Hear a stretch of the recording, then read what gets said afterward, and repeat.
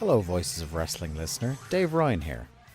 Have you ever wondered to yourself how many hidden gems are hidden away inside the last years of World Championship Wrestling?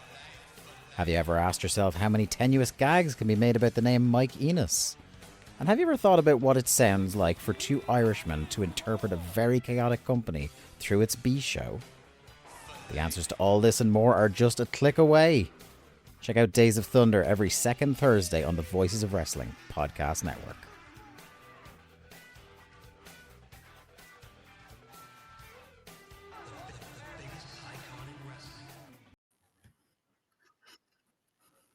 Welcome back, everyone, to the Gentleman's Wrestling Podcast. I'm your host, Jesse Collings, and joining me here today, a returning guest of the show, it's Suit Williams of VoicesOfWrestling.com. Suit is one of the most prolific members of VoicesOfWrestling.com. He's probably, I wonder what the byline count, like if we have like a leaderboard for like most bylines on VOW, at least in the written portion this year. I feel like Suit, you're right up there. Maybe Sean Sedor is a rival for that title. Andrew Sinclair writes a lot too, I think. But Suit's one of the most prolific writers on the site, and I also want to shout out Suit does really good work reviewing WWE shows. He's the best WWE reviewer in the business, as far as I'm concerned. And the reason he is like that is because he is one of the only people in all of wrestling media that I think approaches WWE with like the correct sense of like incredulousness and disdain, but not outright cynicism, which makes him different than the way I would have to cover WWE, which would be just, I cannot tolerate anything about that product for the most part. But Suit, I think you do a great job balancing that, balancing like a dislike of the product with fairness, which I don't know if I could really be if I was writing reviews for every show.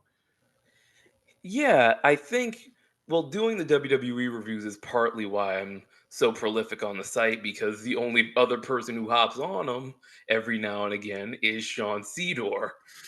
Like, if I don't do it, it's not getting done. So I do those previews and the reviews, and yeah, man, I try to look at it from my perspective, which is a fan that got run off in 2017, hearing the product is hot, hearing that everything's like different and changing, and just giving my perspective on it. Is it all bad? No. The Hell in a Cell match with Punk and Drew was really good, but is it all great like some people would, try and work it out to be? No. It's largely a lot of like boring stuff. The problem is though, I'm hearing there's a lot of good stuff on the TV is what I'm hearing, but I don't review the TV. I don't watch the TV. Like, so the Well, problem is I'm not gonna get to see Gunther versus Sami Zayn because I don't watch the TV. I don't get to see the ladder matches because they're not on TV. I'm watching the premium live events that Nia Jax is on every month. And so it's like, oh, all right.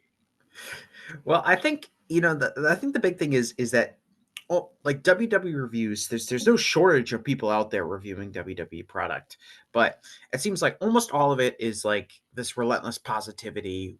We love everything WWE does, and it's coming from a different. You have your WWE fanboys, but you also have the people that just don't know how to critique anything, Mm. um, and are just kind of relentlessly positive about the product.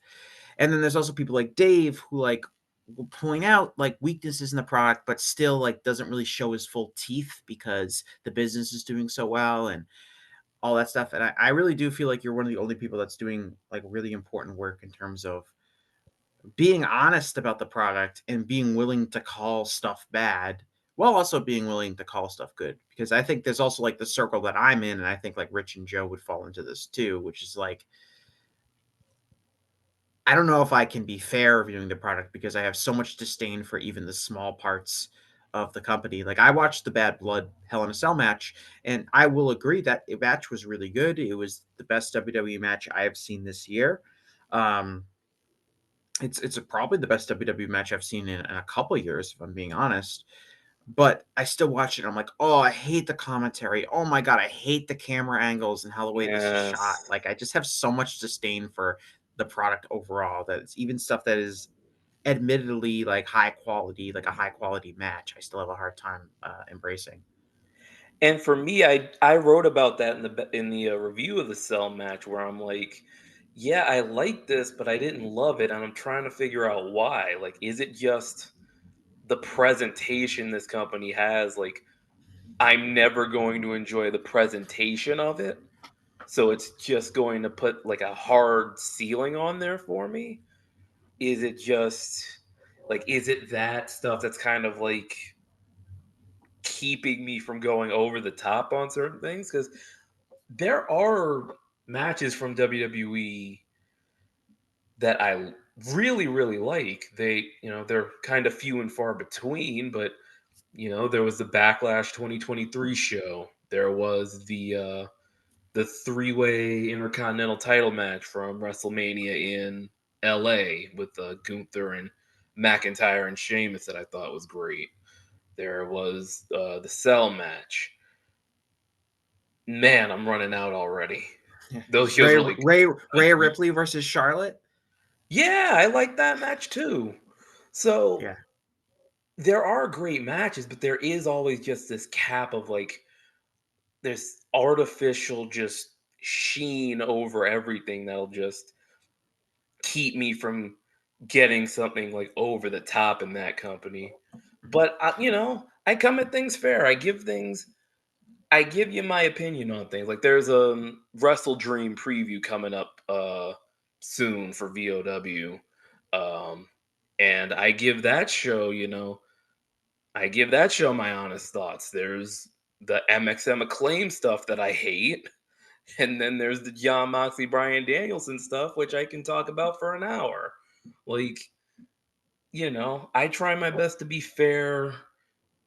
a fair analyst in whatever I'm talking about. I also want to shout out, the Bad Blood review. At the beginning, you talk about Triple H's post-show comments when he was asked about the lack of black male singles wrestlers on these shows, and that's another thing where I feel like so many people review WWE content, but so many of those people just ignored what I think is like easily the most newsworthy thing coming out of that show, and something that had been talked about, leading up to it, some stuff going on social media, people pointing out the real lack of singles matches that black men are getting on this roster and all that kind of stuff like that. So I feel like you did a really good job addressing that just as part of your review, because I do think that's like a super important conversation, and so many people just wanted to ignore it, or even worse, like be dismissive of his comments and what they, what the message from that was, which I thought was, the message I thought was horrible racism, but I thought you did a great job with that too. Yeah, thanks. A lot of people who are covering WWE, it's like their comfort promotion, so they don't really want to get into like the nasty stuff. They don't want to get bogged down with like the lawsuits and the conversation. Oh, sorry. I got the Yankees Royals game on. Thought there was a tie-in home run there. But yeah, there's Don't get my just hopes up, Sue. Don't get my I'm hopes up. so- I am this week. I am a huge Royals fan. God, caught it on the track too. That was tough. That was tough. But to get back into this more serious conversation, um, Long drive by Castellanos. Yeah, I know. yeah, exactly. Literally that. um, but yeah, a lot of people don't want to get into the serious stuff when it comes to WWE. They kind of just want to yeet. They kind of just want to, they just want to acknowledge their tribal chief, and you know, they're a little, I don't want to say afraid, but they're not really equipped to like have the conversation. And I just felt like from my perspective I could talk about it. There was some research there that I'll credit the Trish and Sarah wrestling podcast for fully bringing up. I used some of their stats when it came to the stats on black men not being on the pay-per-view. And the reason I brought it up is because that was the question posed to Paul Levesque. It was the lack of black representation on the show in Atlanta when they have they had a bunch of rappers in the crowd. They had a Future song as the song for the show. They're kind of, they ran to Atlanta for a check. And yeah, like Lamar said, they were less acting like colleagues and more acting like colonizers. So I thought, it's worth the conversation. And I threw my thoughts in there on that. And, it sucks that there isn't a stronger base of people willing to have the conversations about WWE, either because they aren't equipped to or because they can't stand the product. So if I can fill that little gap there, then hey, I'll fill it. There's a that's funny. Like people, they can't, like I just said that. Like I can't stand the product. Um, there's a an ad going around Massachusetts right now, where the Secretary of State is to the U.S. The Massachusetts State Secretary, I should say, is about voter registration, and he's talking about like they're interviewing all these people like who like, oh, I can't vote because it takes too long at the voting poll, or I'm not sure where my voting location is, and there's just like one guy who's like just some bald guy with a goatee who's wearing a mechanic's outfit that says like Jimmy on it, and he just goes, I'm too angry to vote. It's like really ridiculous, but that's like basically like I can't talk about WWE because I'm too angry. I can't tolerate the product. And that's how I feel. But anyway, we're not here to talk about WWE. We're here to talk about AEW, All Elite Wrestling, which has been on TV with us Suit for 5 years. Doesn't it seem like just yesterday that first Dynamite was hitting the waves? Man, I remember where I was watching the first Dynamite. I was sitting in my room in my old house. I was on Discord with my friend Mel, and we were just talking about the show as it was going. It was a fun time, and these 5 years both feel like a blur and like 10 years. Like you could tell me 2022 was a decade. I do. I feel like that. I honestly I feel like it's all because of the pandemic, right? It feels Yeah. like it just happened, but also very long ago. Um, it definitely feels like time has flown by. It feels like AEW just started like a year ago. It's amazing to think that we have like 5 years of double or nothings and 5 years of all outs or all ins. Um, All Out. All In's the new one. yeah, well, the new one that's also the old one. Right. Uh, but we have like a real track record now of the promotion, and we're gonna end up with our own little histories of these promotions. Like, and that's kind of what I wanted to do with this show. Is I've got a list of categories of best and worst over 5 years of AEW, kind of talking a little bit about in the scope of like AEW television, but also just with the promotion in general. And I shared the categories with Suit earlier this week, and he came up with his list. I have my awards, so I figured this would be a good discussion to kind of review not just a year of AEW, but 5 years, the entire history kind of AEW, and kind of talk about some of the major things that worked and some of the major things that didn't work. And I had actually a lot of fun researching this because I think like for like I think the last category we'll talk about is AEW MVP, and I feel like that's something that we've kind of discussed back and forth, just in the spaces that we're in for Yeah. a number of years, since the company started. But there's also ones that I haven't really thought about, like what is the worst match in AEW history, and how do you quantify that? So I think there'll be an interesting point of discussion. Um, let's start. Let's start with this. Let's start with so let's start with the best match. Now, this is not exclusive to TV, but just any match in AEW history. What do you think is the best match in AEW history? Jesus, talk about picking a needle out of a needle stack. This is like, as far as Matt, let me answer your question with a question. Do you think 5 years in that AEW is the best, has the biggest catalog of great matches in American pro wrestling history? And let's say, for argument's sake, that like WCW and Jim Crockett Promotions are separate. So we'll count those as like separate entities. would you say AEW 5 years in has the biggest catalog of great matches in American wrestling history? I mean, I've seen it all, which makes me a little bit more exposed to that than I can't tell you I've seen like every Jim Crockett Promotions Yeah, yeah. match or And even like every Ring of Honor match I haven't seen. I've seen a lot of them, but I haven't seen all of it. But I would say yes. Like I would just say from the thing about AEW, even when it's not great, and even when we have our complaints about it, and even if there's a Dynamite that's subpar, there's still like between Dynamite and Collision and sometimes Rampage, there's still like two or three like really really good matches on TV every week, and that just didn't exist pre AEW. It just didn't happen. yeah, Rich Craig always says it. There is a match that will happen on a Dynamite that if it happened on Raw, we'd hear about it for 15 years.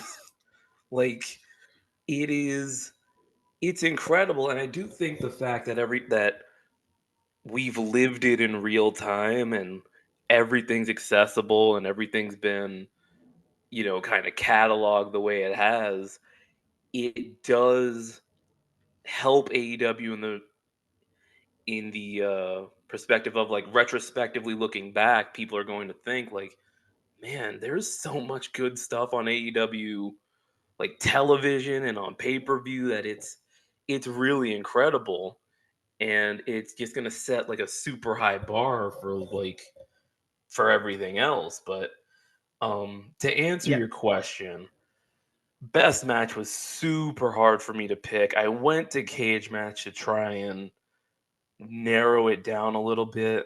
There's the matches that I've seen live, which get like a personal bump from me because I was see in the building for them. It was really hard, but I narrowed it down to a match that actually happened in 2024. So could it be recency bias? I don't know, but I feel like it really embodied the spirit of AEW.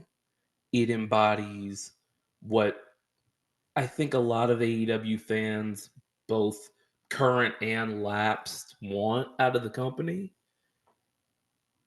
It is Swerve Strickland versus Will Ospreay from Forbidden Door. These are two wrestlers who, Swerve was in the WWE system, but he made himself a star outside of the WWE system. And then Will Ospreay, who's made himself a star fully outside of that system, coming together to have an unbelievable main event on pay-per-view in front of a rabid crowd, which was pretty cold for the rest of the show. I remember calling Forbidden Door this year. It was a Forbidden Door show in front of an AEW crowd, in that not everything was getting over, but once the AEW guys in the main event got together, they were red hot. And yeah, they just came together and they had the match that made Swerve Strickland like a top guy, that put him over the top, that put him in the category in my mind of the Osprey, well, not the Ospreys, the Omegas and the Moxleys and the Jerichos as far as made men in AEW. That's the match that did it. And yeah, I thought it was absolutely incredible. It's one of the easiest fives I've ever given. And that is what I believe for right now is the best match in AEW history, which is very odd because it's not my match of the year for the year. But the other one is the Sting retirement match. So there is a different kind of math there. And I was live for that one. So the math is a little bit odd. But in my mind, when I think the best match in the company's history, I think Swerve Strickland versus Will Ospreay. yeah. I mean, there really isn't. I mean, you could have said a wrong answer. I'm not going to say there isn't a wrong answer, but there are many, many, many right answers to this question, Yes. I think.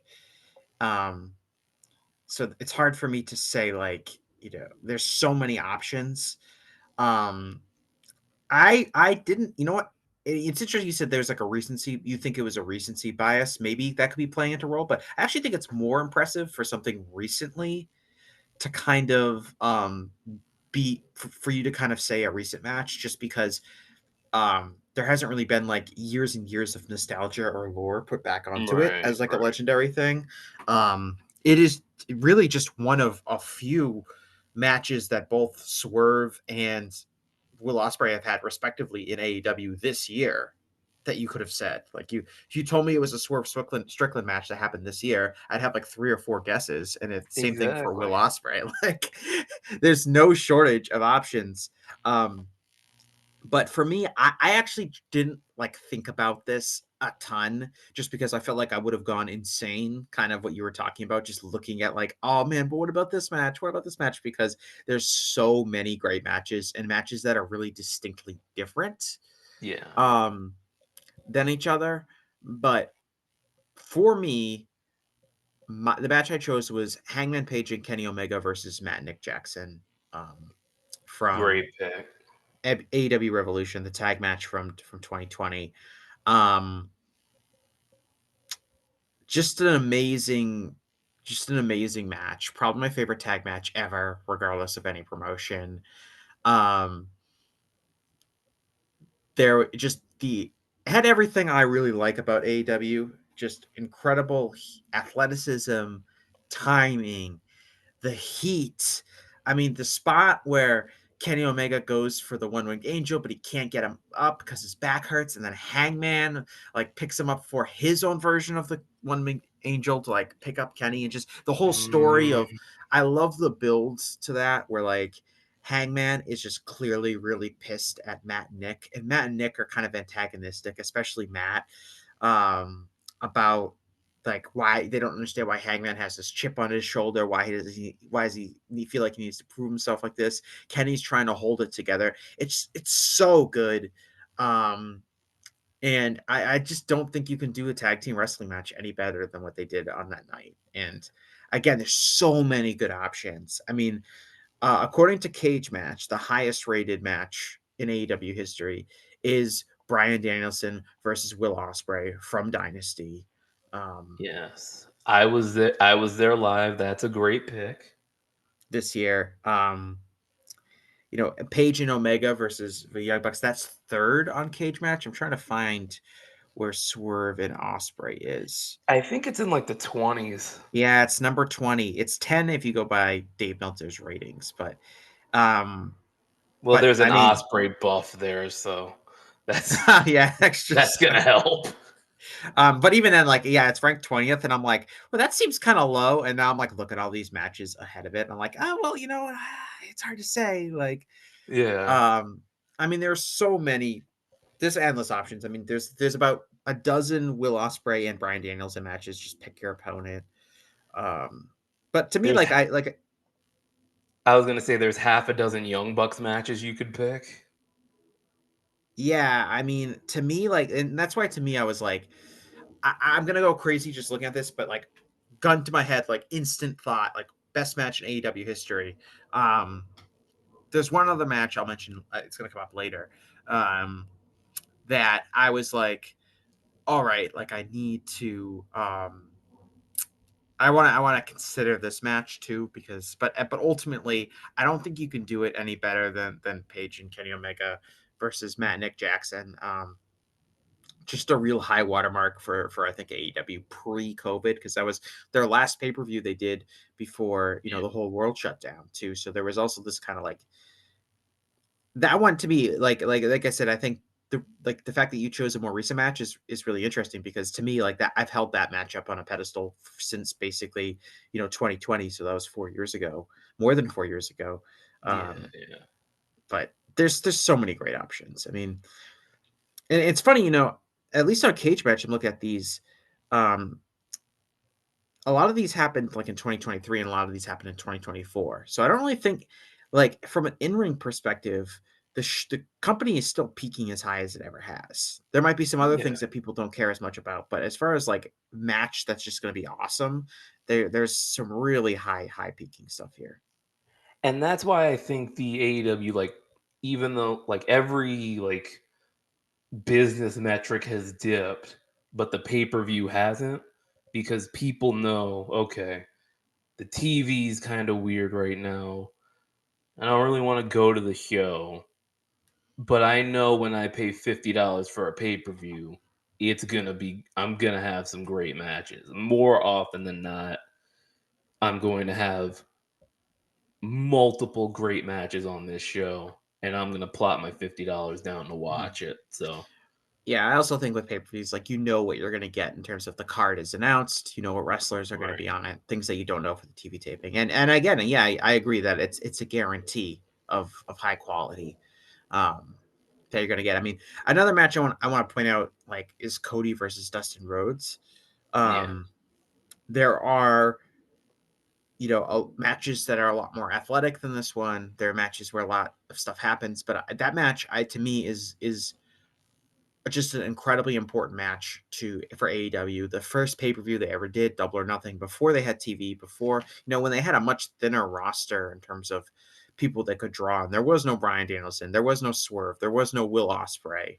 Um, There was no Mox. Mox showed nope. up at the end. Yeah, Mox shows up at the end. So, like, and for them to go out there and they had that match with wrestlers that fans watching were all familiar with, right? Everyone watching was familiar with Cody. Everyone familiar watching was familiar with Dustin Rhodes. And they went out there and they had this incredibly personal, very bloody, violent match. And that was like a huge message about this promotion is different. This promotion is not like WWE. WWE, they never gave us this match for starters at all. Well, And no, even they if they, did. They did oh, once. It was they a did. It was it was a incredibly fast memorable, lane. clearly. It was very weird and bad, and everybody thought, "Oh, they're gonna do a rematch," and it was like, no, they didn't. Was Cody still Stardust at the time? It was Stardust, Okay. yes. Yeah. So there was that going on. But, like, so yeah, so WWE gave us a match, but it was so different than anything WWE would do at the time. Right. Um, It was like, I'm looking at the last 3 matches on this first Double or Nothing show. Cody versus Dustin, the first great match in the history of AEW, mhm. unless people were really into the best friends and then Helico and Jack Evans match, but I will feel safe calling Cody and Dustin the first great match in AEW history. How this is a racer of the SCU versus Strong Hearts match. If there's one thing Shima won't accept, it's erasure. After Cody Dustin, it's Young Bucks Lucha Brothers. The first one, not the ladder match, but just the first one. I still remember Mark Henry on Busted Open saying that was the greatest tag match he had ever seen in his life. Young Bucks and Lucha Brothers. And then you had the main event of Jericho and Omega, and like having those 3 back to back to back like that was a real like mission statement of this is what you're gonna get from this company, and it's Yeah. gonna be great. And the people dug it. And then went off the air with Moxley's debut beating up Kenny Omega, Yes. which is like probably one of my 5 favorite moments in the history of pro wrestling. It is one of the best angles, I think, in pro wrestling history. I agree with you there, Jesse. It's Like, there if is an energy. I'm gonna talk. I'll save it for later. Because I yeah, got something connected to that. We'll yeah, save it for because later. if yeah, it really is like it was such a powerful message of like, all right, people, like, we're gonna buy this pay-per-view of this company that's never produced a pay-per-view before. We really don't know what we're gonna get, even if we're familiar with a lot of the talent on the show. And then it went off the air, like with those 3 matches, and then that incredible angle with like the entire place just going insane. Uh, you know, iconic Alex Marvez commentary. Um, They're still looking for who slipped them that Zanny bar before the show went on the air. Honestly, I do actually. I was joking, but I actually do like Alex Alvarez's commentary in that specific moment, because Chris Jericho was like saying that people got to say thank you to him for starting the company, and then like Moxley hits the ring, and JR is like, "Ooh, what's he doing here?" And Alex Marvez just deadpans goes, "I don't think he's here to say thank you." I actually do like that. Um, Oh, Marvez. yeah. Still Anyway, stealing money. hey, This is a podcast that appreciates Al Scoops. Okay. And he gave us that incredible Eric Bischoff story. So, Yeah, you know what I'm yeah. talking about? I actually don't remember. If you say it, I might remember it, but I'll let you say So, it. Eric Bischoff thought Alex Marvez wrote Death of WCW because he confused Alex Mm. Marvez with Brian Alvarez, and he like approached Alex Marvez backstage and was like, "Why'd you write that crappy book?" Because he thought it was Brian. He thought he was Brian Alvarez. He thought Alex Marvez was Brian. That tracks for Eric Bischoff. I know, despite the fact they look nothing alike. And their names aren't equal. Well, there's one Marvez, similarity, but Alvarez. there's one similarity eh, between their names that I guess. I know. I'm gonna pivot slightly, but our next thing I want to talk about was the best TV match because, of course, we have now 5 years of AEW television. The matches we've mostly talked about here have been pay-per-view matches, but there's also no shortage of great TV matches. What was your pick for best TV match? I will safely say that AEW has had the best television wrestling in the history of American wrestling. Oh, but there was that. Don't forget about 1993 WCW. Yeah, I know people that mention was that all the one time. whole Like, year. yeah, I know, but people will hold on to that. Shawn SmackDown six Michaels and era. John Cena went an Yeah, hour Smack. in I was London. gonna It's say like, yeah, SmackDown six okay. era. There was that one SmackDown like 6. Edge and Rey Mysterio tag match. I watched all those when I was doing the Brock Lesnar retrospective. They were really good. But yeah, AEW. How's they took? What if you took those 6 months and you just never stopped doing that? That's Yeah, you kept. basically every era people bring up to me is like, okay, how about you take that year and you just don't stop doing that? Well, and also like a major difference between AW and almost WCW. It's actually very similar to WCW, but in a more appreciative way. Is that AW literally like if the person is not in WWE, like they could appear on an AEW show and have like a banger match. Yeah. Like there's really no limit to not only do you have an incredible roster of full-time signed talent, but you also just have access in different scenarios to all this incredible other talent around the world and other people that like there's really like limitless amount of great matches, and we've seen it happen a lot. My number one TV match, and it came very close to actually being my number one match, period, was Kenny Omega versus Bryan Danielson from Grand Slam. Bryan Danielson's first match in the company. Uh, Effortless 30-minute draw, everything that you wanted out of the match. Still waiting for that rematch. It's got to Well, happen. yeah. It's got to happen. Um, I wouldn't hold my breath. I think those ships are passing in the night. hey, you know what, Suit? I held my breath on that Nigel McGuinness Bryan Danielson match happening, Oh, and guess hey, who was there right? you go. Guess who There was you right in the end?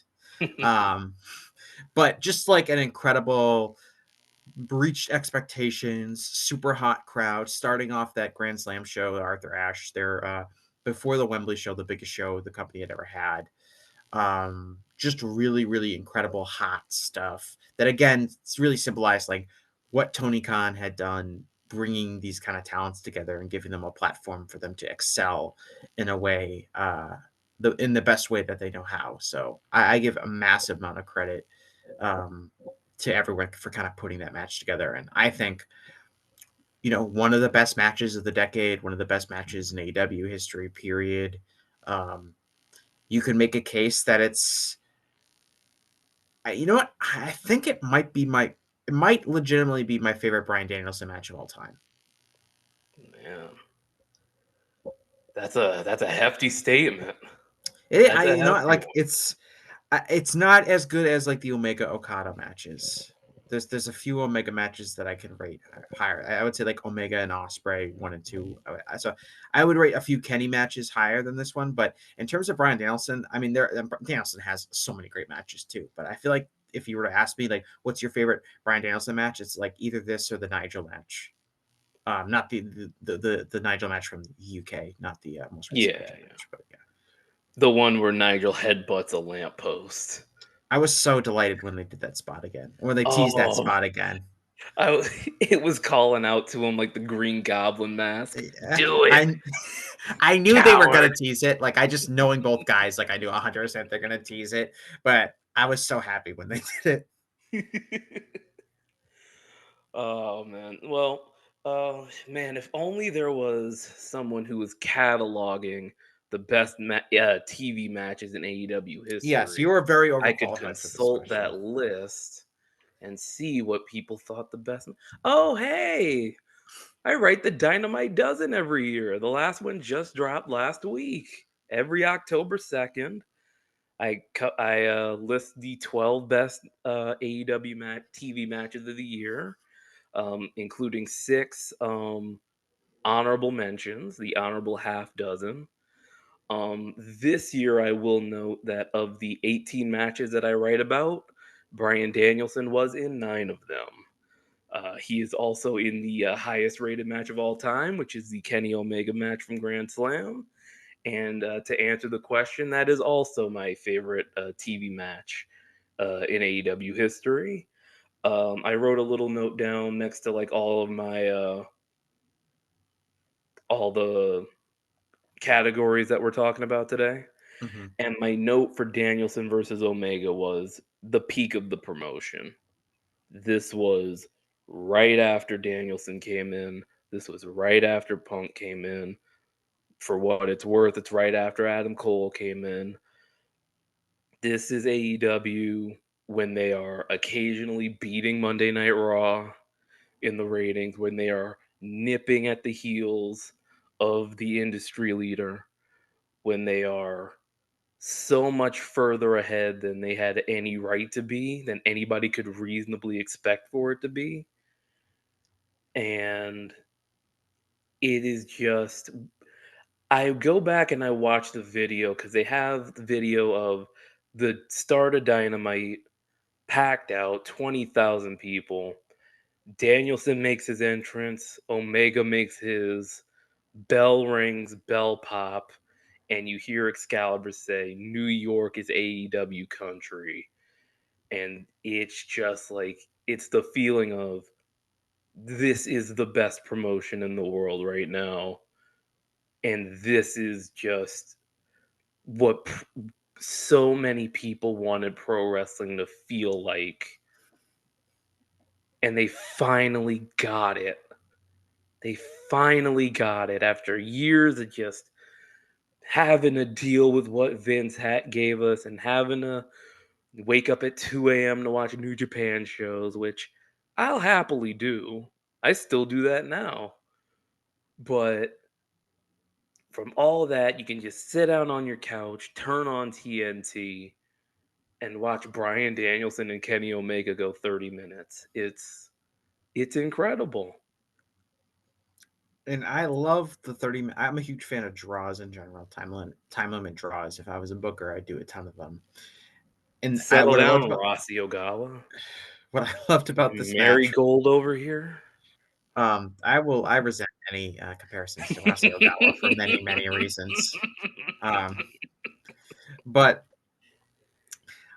and what I liked about this was that not only was it a draw, but like it wasn't like one guy was about to win and time just ran out. Like you see most time limit draws get done, like where it's essentially like protecting somebody from having to do a job. Um, in a lot of Saved ways, by the this Bell and yeah, not the TV show. right.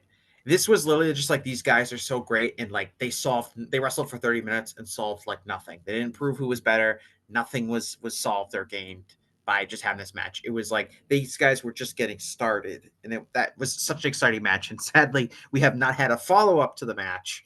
Um but it was just such like it was exactly what you would expect between two all-time great wrestlers getting in the ring with one another and just going out there and just like being like we can do this effortlessly, and what any other wrestler, like so many other wrestlers could try to do this and they would fail miserably, and we can have a 30-minute draw with like an incredibly inconclusive finish, and it goes down in history as one of the greatest matches of all time.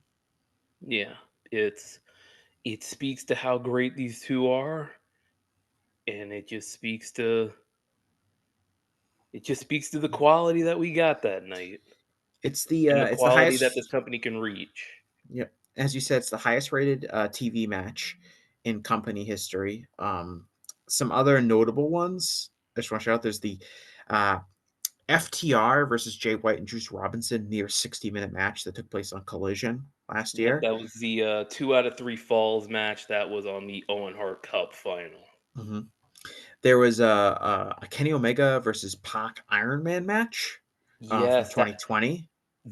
that was 3 or 4 days. That was the Dynamite before Revolution 2020. That's one of the best weeks anybody's ever had.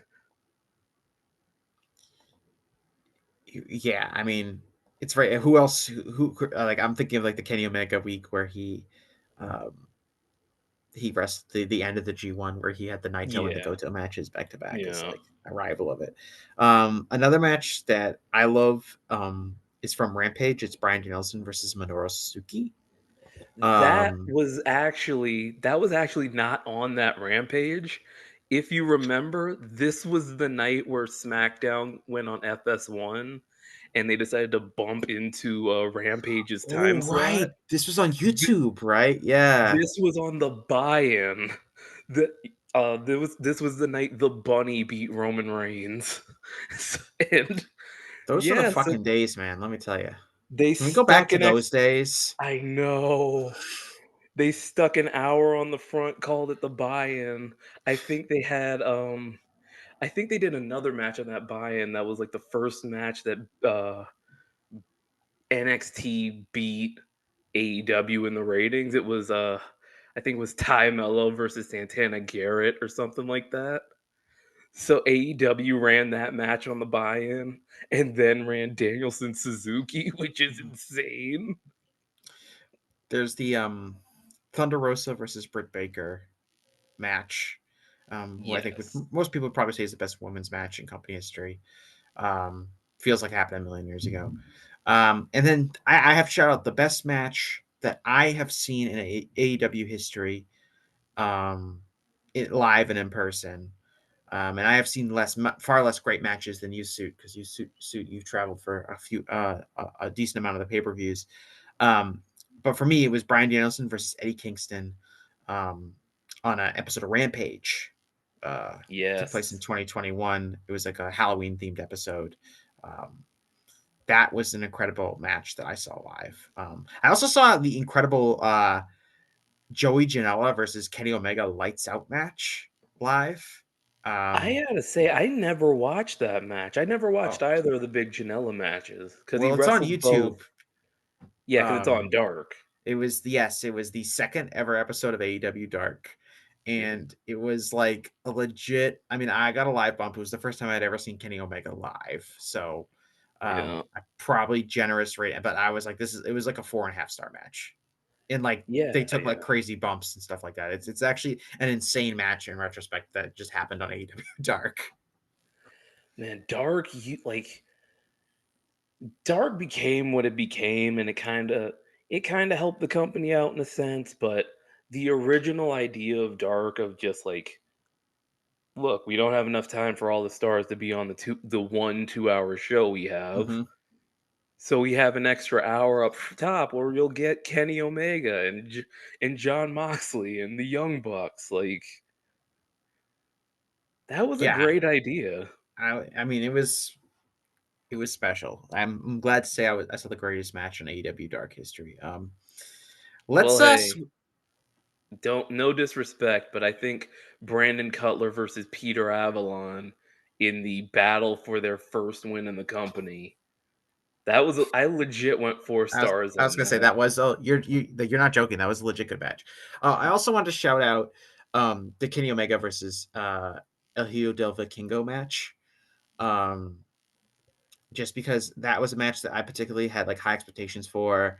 Um, there were some internet points I was trying to win, obviously by like because people were mocking Tony Khan for saying it was a dream match, and I was like, well, if you know who El Hijo del Vikingo if you know who Vikingo is, then you know that that actually is a really highly anticipated match, and Vikingo went out there and just had an insanely good performance. Justified, everything I felt at the time. Uh, a match that I've gone back and watched several times on YouTube just because it's so satisfying to watch this guy hit these spots that people had never seen before that we're watching. It's just that is one of my on the short list of favorite matches in AEW history. This isn't very gentlemanly, but Omega and Vikingo went out there and teabagged everybody who crapped on the idea of this being a dream match. Like they just And it went got out out, there and and showed them. first of all, it also popped the number. Exactly.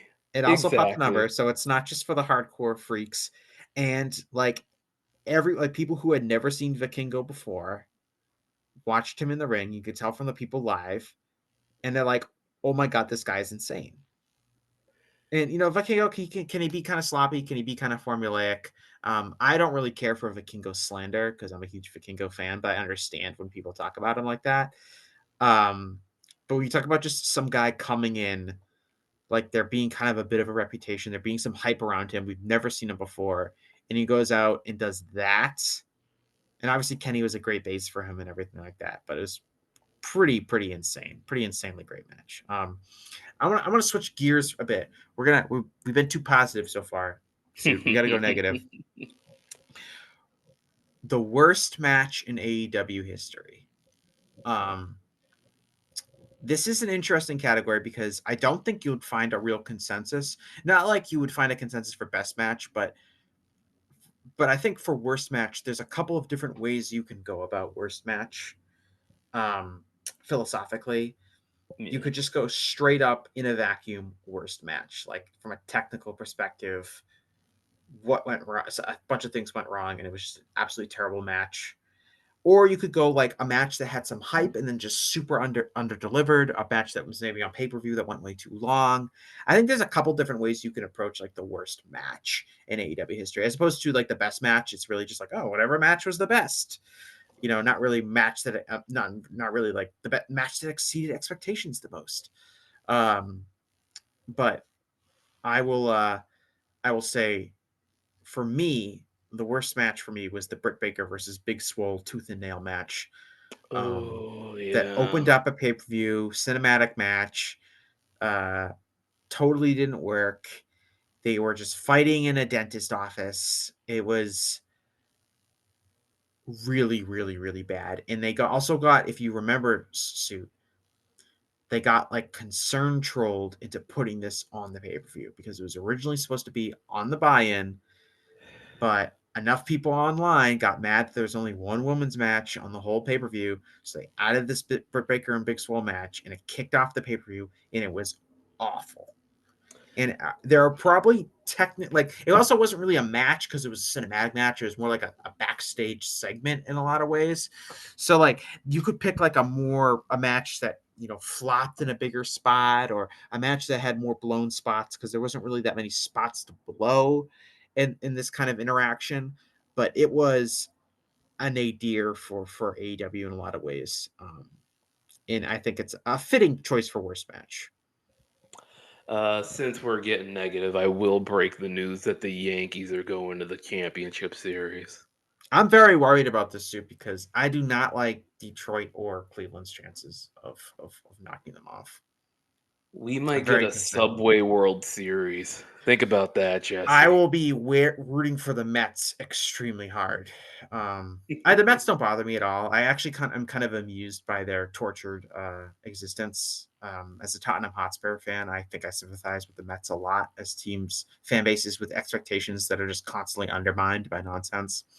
Um, so me and Mets fans consciously chose not to be Yankees fans. So I personally have to respect that suit. Do you have a baseball team suit? No, I was like, there was a point I spun a wheel once to like pick a baseball team, and it landed on the Astros, which was helpful because they had just won the World Series. Mm-hmm. But then all that news broke, and I can't be You out here rooting spun for a no wait. cheaters. Can you elaborate on this wheel? Was this a physical wheel you spun? No, I went to a website for like spinning a wheel. I put in all the baseball teams, You were just like, all I need a 30 baseball team. teams. I'm gonna spin this Yeah. wheel. If it Yeah. landed on the Mariners, I'd have picked them. They just so happened to land on the reigning World Series champions. So it was like, all And right. probably geographically closest to you. Yeah, I get Ranger games though. I do get Ranger So I was games. gonna ask, do you get like a local sports network that has all the games of a team? Yeah, I get not Cox Sports Network. That's a decade ago. Bally Sports. So Bally Oh yeah. Sports South, and that will give me Texas Ranger games. I don't know why I didn't just watch the Rangers, but I Yeah, just because on you the are in kind of a in Louisiana, you are kind of in a random kind of dead spot for baseball. yeah. It's funny though because the Superdome, fun fact, it was originally built to be a baseball stadium, but Like the Astrodome, yeah. for whatever reason we didn't get a baseball team, so we just said, "Hey, we'll get a football team. We got this big stadium."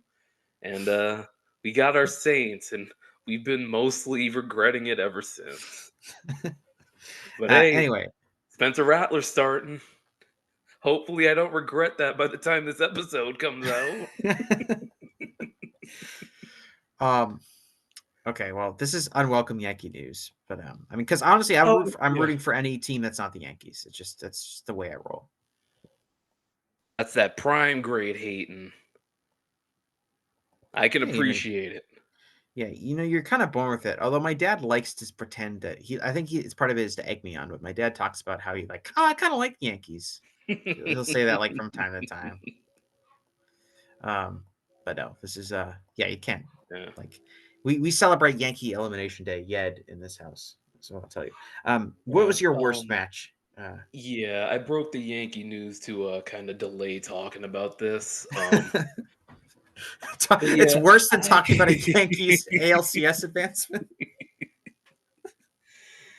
Yeah, so my thought process when thinking about the worst match is what is the biggest like failure of thought process here? How did something get on paper, then get cleared, then see the screen, and nobody thought that's not a good idea? Certain honorable mentions for this would be Dustin Rhodes versus, and I apologize, but I forgot his name, so I only wrote Chairman. Do you Sean remember? Spears. That's it from one of I think it was the first pandemic pay-per-view. Yes, this was a very poorly received match. I remember it now. Yes, and it was straight like WWE comedy, and Sean Spears had like underwear with Tully Tully Blanchard's Blanchard's face face on on it. it. Yeah, How that's the like like mostly what I remember from the match. how does that make a pay-per-view? Things like a match like that. Another thing in that vein was Abaddon versus Julia Hart from World's End last year. Who thought Abaddon, the character you only break out in Halloween, who thought putting them on pay per view in December for 12 minutes against Julia Hart would be a good idea? That's just a failure of process. Um, So, with that in mind, the worst match in AEW history for me was from a Dynamite, I believe, in 2024. So, again, I'm going recent. It's Billy Gunn versus Jay White. I have never seen this Who match. well, let me tell you what happened here. Billy Gunn jumped Jay White at the bell. Jumped Jay White during his entrance, actually, and he beat him up. We go to commercial. We come back. Billy Gunn is continuing to beat up Jay White. He keeps beating up Jay White.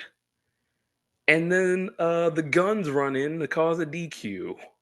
Jay White, I think, landed two chops in this 10-minute match with Billy Gunn on Dynamite. Yes, This Billy Gunn was booked like 1984 Hulk Hogan in this match for some reason. it confounds the mind, and Jay White did get his win back.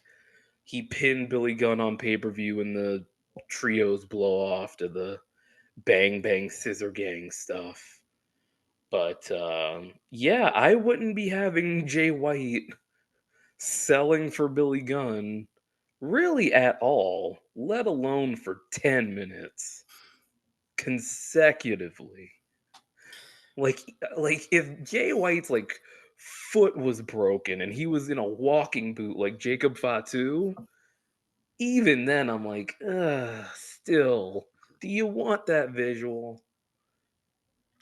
It's awful. The company's weirdly been protective of the way they book Billy Gunn for some unknown reason. Well, the I'm company not. respects their veterans. Like, they respect the veterans of the company, but the problem is Billy Gunn is not Sting. Billy Gunn is not, Taz to an extent. Like Well, like they would. I don't think they would use Billy they Gunn, like to use Dustin as an example. Like I don't think they would put Dustin in the Dustin, yeah. spot. Like they would just have Jay White beat him. Um, yeah, I mean, I'm not like anti-acclaimed. I know a lot of people are, but I am anti Billy Gunn. I think he needs to go like yesterday. Remember that angle they were setting up where he would retire? What Yeah, happened that was there? like because they wanted to win one more title before he retired, and they won a title like 2 years ago, and he's still just around, and it's very annoying. Well, the problem was he had that belt for like a year. Like I thought when they were doing They that, it's like, all damaged the right. trios titles. Like it's just the whole thing is a mess. It's a good choice though. I agree. I think a lot of people would say either Adam Cole versus Chris Jericho or Adam Cole versus MJF. And those matches were not good, but I kind of like that we went with like lesser important matches because those matches are really bad because they largely bombed in really big spots. Yeah. These matches are more like like just total all around incompetence. Yeah, it's just a swinging at a pitch you shouldn't have swung at. That's swinging at a pitch in the dirt. It's like, what are you doing? Yeah.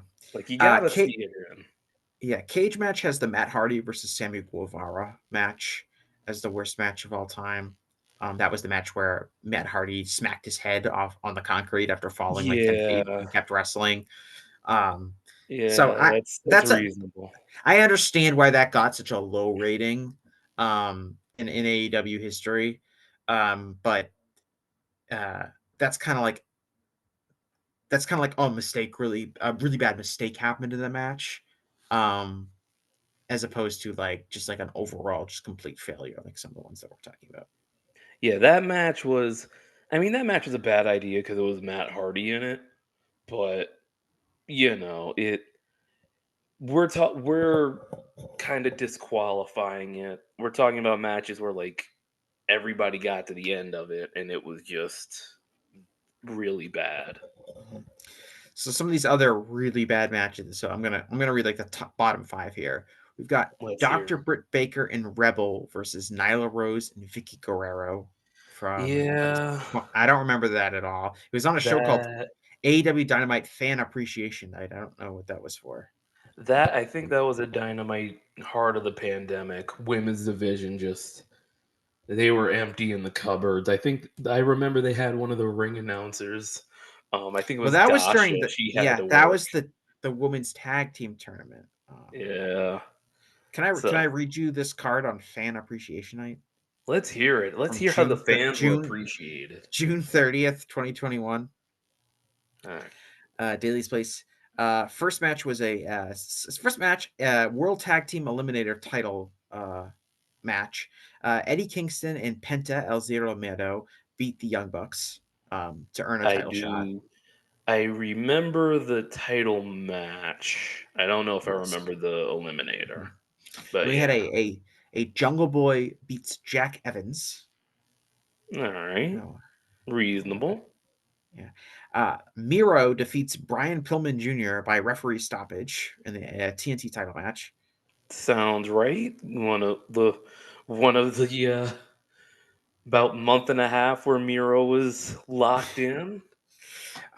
Britt Baker in Rebel beat Nyla Rose and Vicky Guerrero, as we mentioned. And then in the main event, MJF beat Sammy Guevara in a 20-minute match that Dave gave 4.5 stars to, and it has an 8.23 on Cage Match. So that match, I remember this quality yes, match. I actually think a long-term story in the company is that Sammy Guevara has never beaten MJF in a singles match. I feel like that Yeah, was trending towards a long-term story they were going to tell. Sammy's kind of fallen off a cliff since then. yeah. But I do feel like that's something they have in their back pocket. Some Have other really any bad, of the other have any of the pillars beaten MJF in a singles match? Because probably not. Darby hasn't.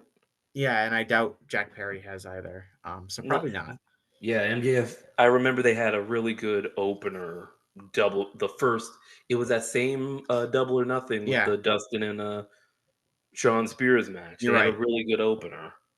Yeah. Other bottom ones, there's a Cesar Bononi versus a Luchasaurus match from AEW Dark. I actually do remember that match. I kind of disqualify dark matches. Most of them are like squashes at There this was like a point. famous miscommunication with them running the ropes and stuff like that. Hmm. It'll happen. Then your Billy Gunn and Jay White match that you There mentioned. you go. A lot of these matches are not recent. Like we're going back in time here. To a lot of Yeah, these yeah. matches. And Allie and Brandy Rhodes versus Mel and Penelope Ford. That is from Ooh, the women's tag team tournament. remember Mel? Ooh, boy, the That's nightmare collective. that match sounds cursed. You want to talk dark days? People want to complain about Chris Statlander's booking now. Good lord, you you weren't there for Mel. Good God. Yeah, that's rough. But to be fair, and then we get to my choice, Big Swole versus Dr. Britt Baker. There was a really I remember there being a dark match. It was Big Swole versus I think it was Diamante, and it was like some gimmick match that was really bad. I remember that because I was at a dark taping that I was at, but I left early, so I didn't see the match. um, do you want to go back positive or do you want to keep it negative? We could keep it negative for a little bit. We don't have too many negative All right. negative awards How to about give. the worst? I just said angle storyline feud. Um, of AEW's history. So it could be, I kind of kept it loose in terms of saying it could be an angle, a storyline, or a feud. But do you have one that just sticks out as the absolute worst? So just generally like the worst thing the company ever did. Yeah, pretty much. Yeah. All right. Well, I'm gonna give my honorable mentions first. How about a little Britt Baker versus Big Swole? You know, to keep that theme going. Mm-hmm. You Already got talked about it's an nadir. Yeah. you've got Sammy Guevara slash the Inner Circle versus the MMA guys, American That Top Team. crossed my mind. That did cross my mind as it's like, Yeah, remember what Dan Lambert was on TV all the time? remember Junior Dos Santos? Was he one of them? I Yeah, think I so. think Junior Dos Santos. See, I actually think some of the MMA guys were kind of cool wrestling, like when they did that kind of 5-on-5 kind of wild brawl on a pay per view. Yeah, yeah, that Um, was the one I was thinking of. yeah, I think it was And Henry then Cejudo was part of it. yeah, there was the one guy with the raccoon eyes, or was that Mike Tyson's crew? Oh, that I was got another those bad mixed angle. up. I Yeah. got those mixed up. Yeah, and then you got to throw in the Elite versus AEW from this year. Just a whiff as far as a big heel stable going, which is really disappointing considering the guys involved.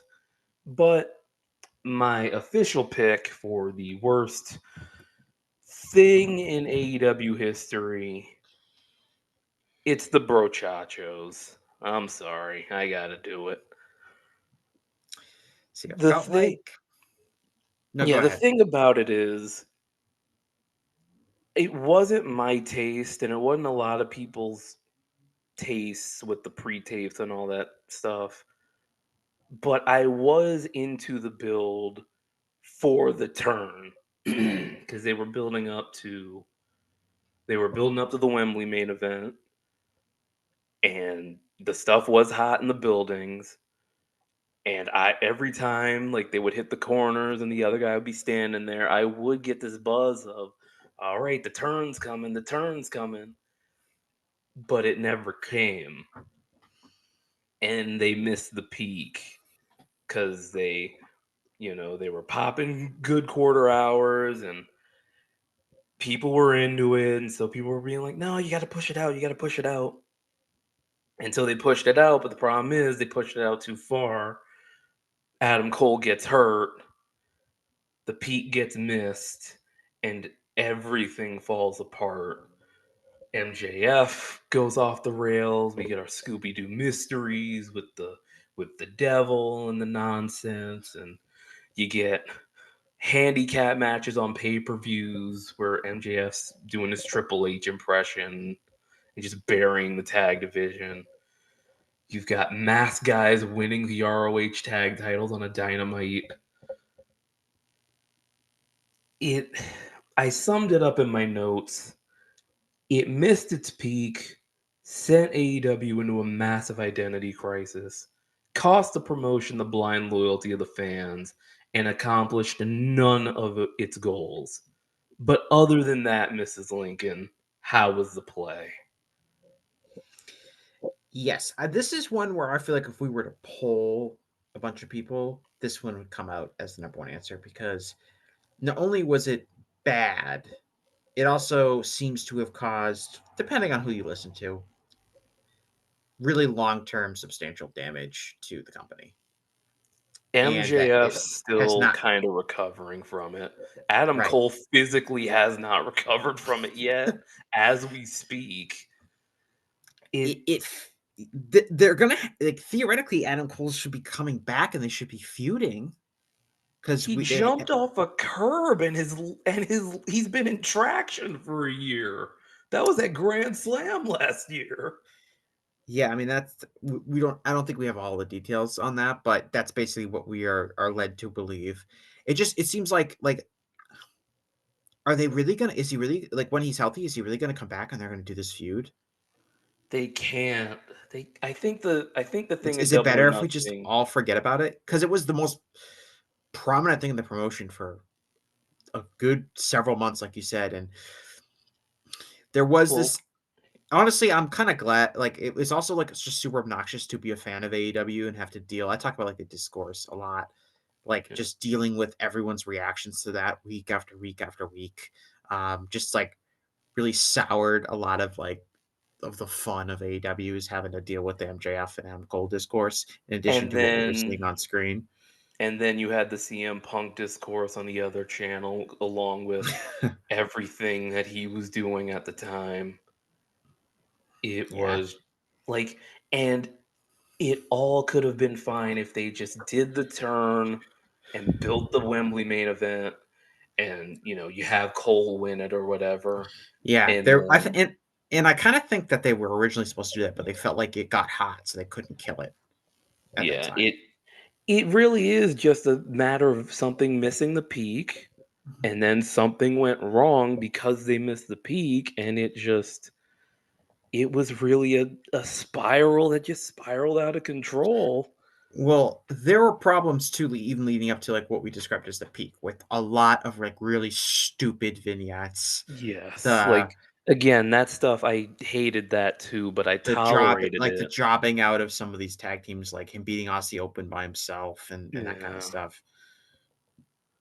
Well, It no, they was beat Aus they were both together when they beat Aussie Open. they beat he beat That was just a Dutch and kangaroo kick. Yeah, the Righteous is who, they were I mean they unfortunately. pinned Aussie Open with like that stupid double clothesline Yeah. move.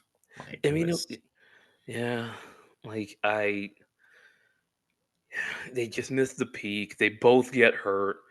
There's a unit that comes together with the stated purpose of getting rid of MJF, and they accomplished it the night they revealed themselves. So it's like, oh, well, you're just here now.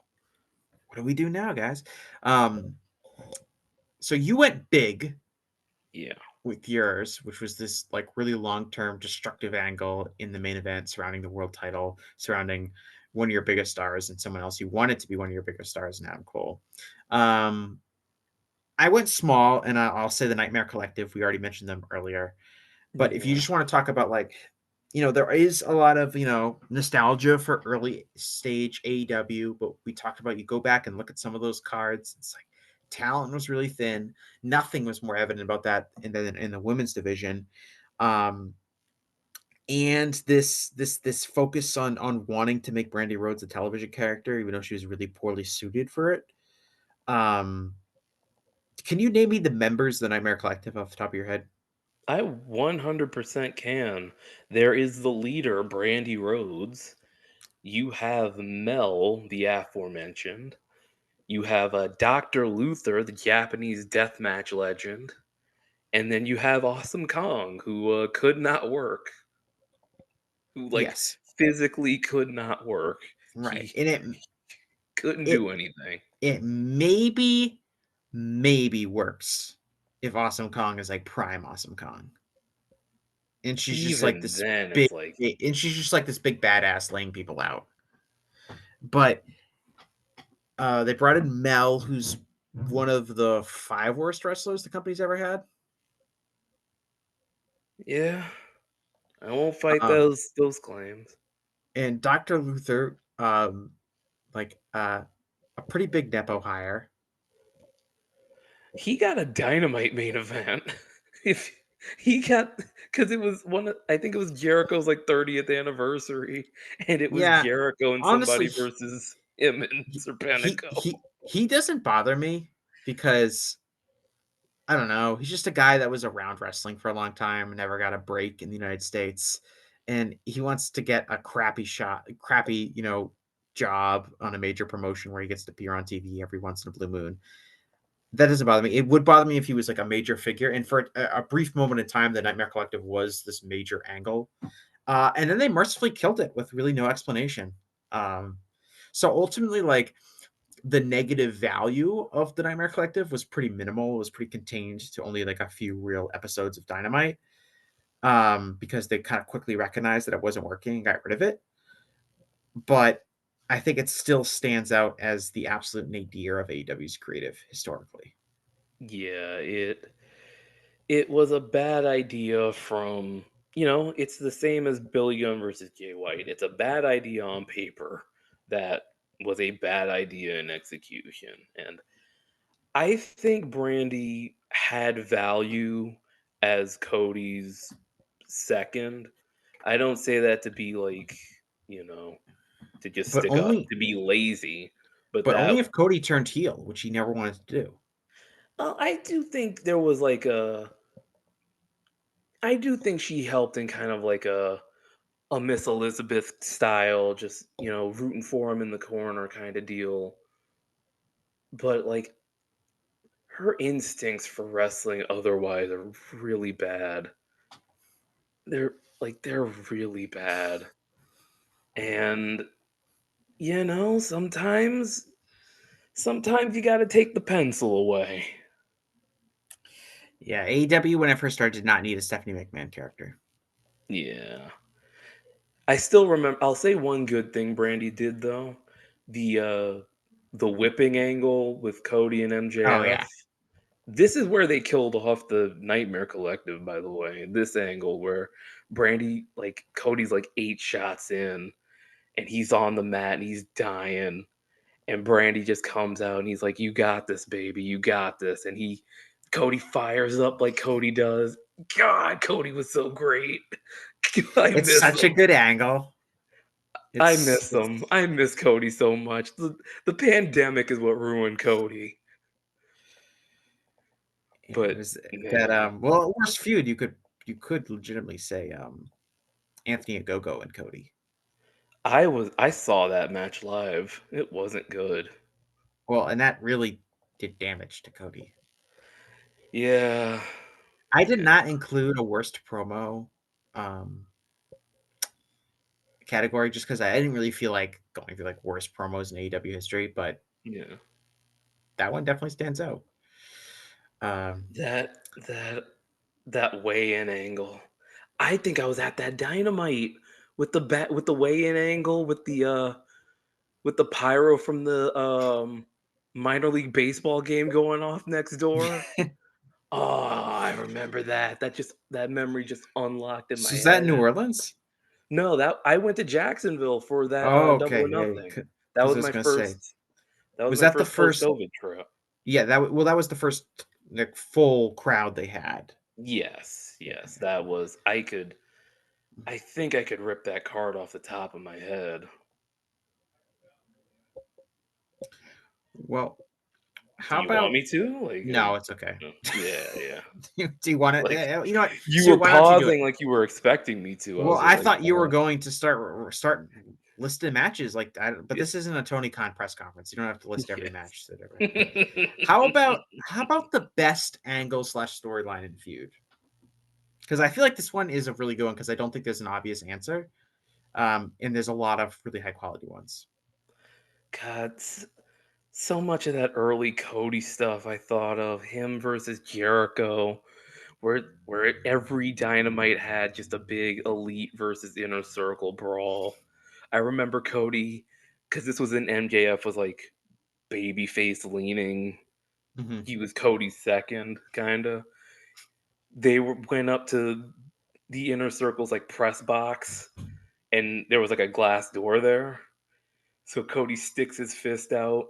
MJF wraps his wrist in the scarf, and Cody punches through the door. Like, oh my god! Well, Jericho is doing like the smug, like, haha, I'm in my private box, you can't get me. And Cody's like, we'll just go up there and beat your ass. Oh, there's Well, it no also invisible subverted the wall. We can just WWE. It go. subverted the WWE trope of like, oh, the heel's like in a box and he can say whatever he wants, and the babyface can't get him for some stupid reason. And then like that was like what Jericho was thinking. And then Cody's like, this isn't WWE. I'm just gonna go up there and kick your ass. And he did. God, when Cody comes back in 3 years, it's gonna be or whenever his contract ends. That's I don't know if um, he's ever I coming will. back. He'll listen. Look, He he's on needs to top right start. now. I know, but He needs to you start know getting stale in WWE. he's gonna slip into like a Randy Orton respected veteran role, and he'll look over and see the money on the table in an AEW return, and you know, I'm not counting it out. That's what I'll say. I'm not counting it out. But that's not my answer, by the way. I just wanted to. We were talking about Cody Yeah, in the it's worth start of the mentioning. AEW, and I was just like, I was fired up. Um, my answer is, and I included like all the principles in it: Hangman Page and the Dark Order versus Kenny Omega and the Elite. This is a feud, the Hangman Kenny feud from like just day one of them failing in the world title tournament, kind of coming together as a team unexpectedly while Hangman's trying to leave the Elite. He's trying to do his own thing, walk his own path, but him and Kenny kind of end up together. They win the tag team titles on Jericho's boat. Remember that Dynamite from the boat? That was so Mm-hmm. fun. And Hangman's crowd surfing with a beer in his hand. And then it's just a feud that develops from day one. It builds into this whole thing where the Dark Order gets involved and Hangman starts, he finds a new group of friends, he finds a new family, and then he's got to go against his old ones, and it all peaking at that Full Gear show. And yeah, it really was the first homegrown star AEW fully rubber stamp made.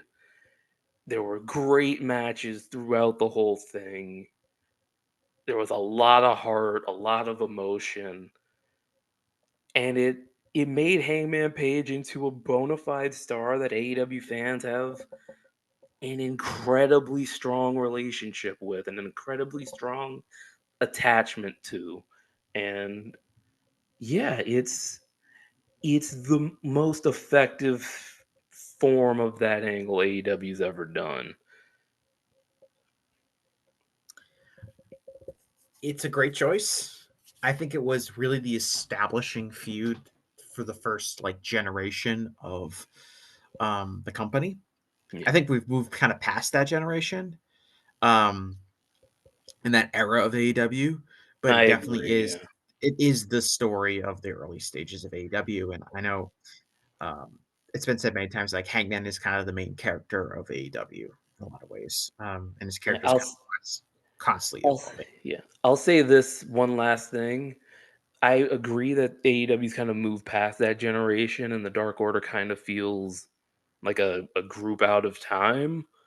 But it does say something about how effective this angle was when just a couple weeks ago on Dynamite, Hangman Page crosses the Dark Order in the back, and you still hear the crowd react like, oh, like it still feels important, even though the Dark Order is so far past being important at this stage of the game.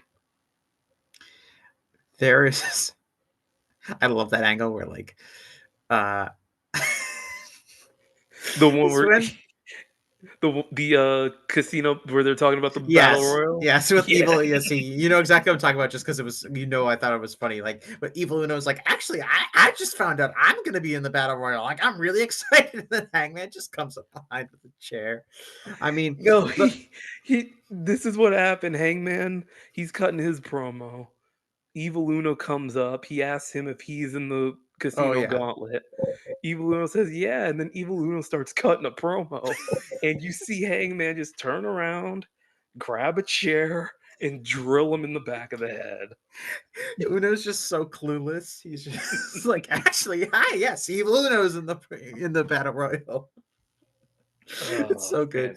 Yeah, fantastic. I mean, you could pick, I think, between um the Kenny Omega feud with Hangman, the Swerve Strickland feud with Hangman, Yes. and the John Moxley feud with Hangman. I mean, you could easily say those are the three best Hangman matches.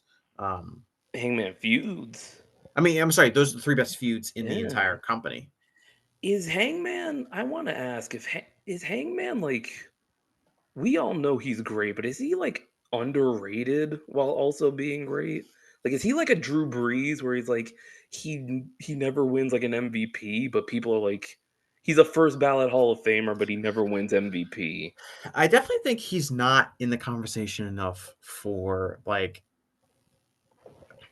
I don't think anyone ever says he's like one of the best wrestlers in the world. Um, And they should because he is.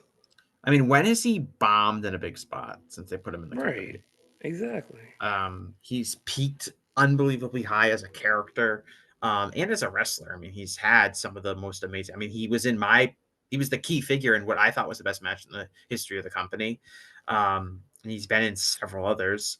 Um, the feud I went with, and I had a lot of thoughts about this, which ones I could go on. I definitely considered all three of those Hangman feuds. Um, I went with CM Punk and MJF. Yeah. Um, I had I went through mine. I don't have CM Punk in any of mine, and I felt really bad about that because CM Punk was such a valuable piece to this company when they had him. yeah, the first run he had was tremendous, and I mean, he did have a very good match with Drew McIntyre most recently at Hell in a Cell. So that kind of has salvaged things for him a tiny bit. Yeah. But to me, like the most worthwhile thing he's done by far since returning to pro wrestling was this match against um or this feud MJF. against MJF. Yeah. I thought they laid it out perfectly. They had MJF beat the whole story of MJF manipulating Punk.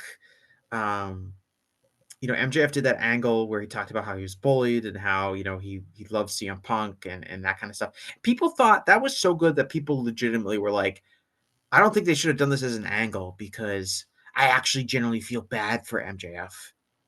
And it was like people legitimately were saying that at the time suit, like, oh, I I know feel bad he was exactly who so you're bullied. talking about.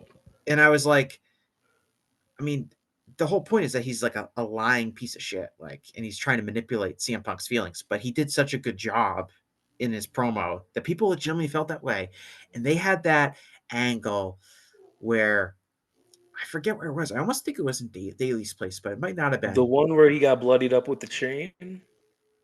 Well, it's where it's right after. I don't know. I think I can't remember if it was. I think it was the day after the promo, or the week after the promo where he talked about being bullied, or it might have been the same segment. I can't remember. But I CM Punk, do, because there was the promo he cut, and then, like, yeah. at the end, they were on, like, the ramp together, and then the next week, they cut a promo as well, so that might be where the, like. Well, CM Punk comes out. He doesn't even cut a promo. He doesn't even have a mic in his hand. He comes out and he just you can hear him like audibly just go, "Is it true?" Yeah, that was the same segment. And MJF goes and he hugs him. And when he goes to hug him, you can like audibly hear several people in the audience go, "Ah!" Like they couldn't believe what they were seeing. It was such a great angle. Yeah, And of course, then MJF turned on him, got all the heat, and they settled it with that epic dog collar match with the yeah. CM Punk coming out to his old entrance music, and it was perfectly booked from start to finish. Perfect performers for the respective roles. Just really, really hit at a super high level. Yeah, I was in the building when MJF returned after where he returned the first time to reset up the feud with Punk to set up the second stage of that feud. Mm-hmm. That was the night of Brawl Out, so that never materialized or anything. But man, it's incredible that they did such good work, that they had further to go, and it's a shame we're not gonna get it. Like, Punk in AEW is both a great run. Like, I'm happy we got it because it's a great run, and I'm mad that it ended the way it did because there was so much more for him to do. And I mean, now, they just he's gotta grab his Wingstop bag and pretend he cares about NXT everyone. Oh, I think he does care about NXT, but in um, certain aspects. well, I think like what the whole thing with Punk and NXT is I think that Punk like really, really wanted like to like mentor the next generation of wrestlers, and was obviously Yeah. really annoyed in AEW when like someone like Hangman Page, who was already a super successful pro, was like, "Man, I don't really want to deal with your stupid advice." As opposed to in NXT, he's dealing with all impressionable people with very limited ring experience that will gladly listen to any information that Punk has for them. So I feel like he's finding a much more rewarding audience for him to, you know, play the role of grizzled veteran educating the youngsters or cosplaying as Terry Funk. Um, Yeah. than I anything. um I was making a potentially slanderous joke, so I we can I move know where you on. were going with this suit, but this is the Gentleman's Wrestling Podcast. Uh, um, what do you think was the best promo? Man, there was a good while at the start of AEW where it was a promo company with great matches. Like people would, stupid people would like, peddle the they don't tell stories, the people who we can stop listening to. But there was a point like early on in the company where it was a promo company that had great matches. You would cut great promos, you get the crowds fired up, and then you lead into these great matches. The one that I always go back to is the first one, John Moxley's debut promo. The one right after the angle at Double or Nothing. He's in the back. This went up on YouTube. This wasn't even on a TV show. This is right after he threw Kenny Omega off the stack of chips to end the pay per view. He's in the back. He walks into a locker room. First words out of his mouth: "One day they're going to come to my funeral to make sure I'm dead, but that day's not today." And he cuts just, I think it only goes 2 minutes, but this just 2 minute declaration of war. And I watched it today and I still felt that feeling I felt when Double or Nothing ended of holy shit, this is new, this is different, this is a revolution in pro wrestling. It's happening in front of us, and this guy's the leader.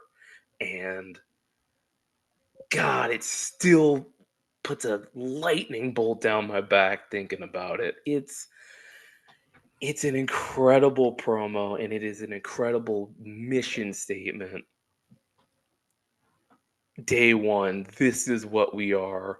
We're knocking the pillars of this industry on their ass. This is AEW. This is what you call a paradigm shift. God, love it. Love it. My choice was it was John Moxley promo, but it was the John Moxley.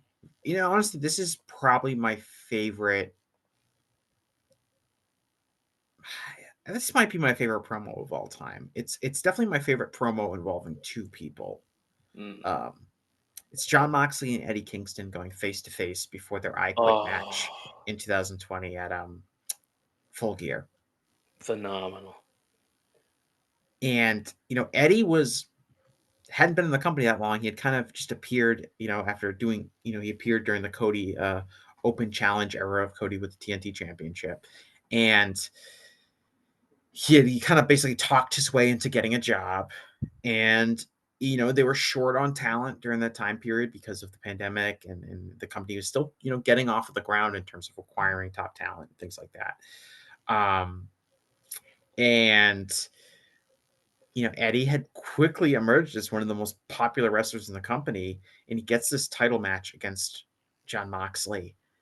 And him and Moxley have like what I feel like is probably the most realistic conversation I've ever seen in like a wrestling promo, in terms of how two people actually argue, which is a lot of interrupting each other, a lot of just trying to talk over one another, a lot of passion, a lot of, machismo. It felt so natural. It felt so real. They did the stipulation where like they can't touch, so or the match is off, and the both guys adhere to it, which was a really refreshing break from the trope of like, oh, they're gonna have a face to face, and then they're gonna do a pull apart brawl, and that'll be like the setup for the pay per view. It was so much more interesting. Yeah, it was so much more interesting that they couldn't do that. They had to sell it solely with their words and their emotions, and Moxley like telling Eddie, I was so happy for you, Eddie, when you got when you got this job, and Eddie's just interrupting him and just screaming at top of his lungs like, who cares? Who cares you were happy for me? Like, it's so good. And at the end of the promo, because they're gonna have the I Quit match, and Eddie just goes like, you're gonna have to kill me because I'm not gonna say I quit. And like you felt it, like that's who Eddie Kingston is. He feels real in a way that almost no other wrestler feels. And when he said, you're gonna have to kill me, I'm like, oh my god, how are they gonna do a finish for this match? He's going to have to kill Eddie Kingston. Like, he legitimately is. How are they even gonna come up with a finish that makes sense for Eddie Kingston to quit?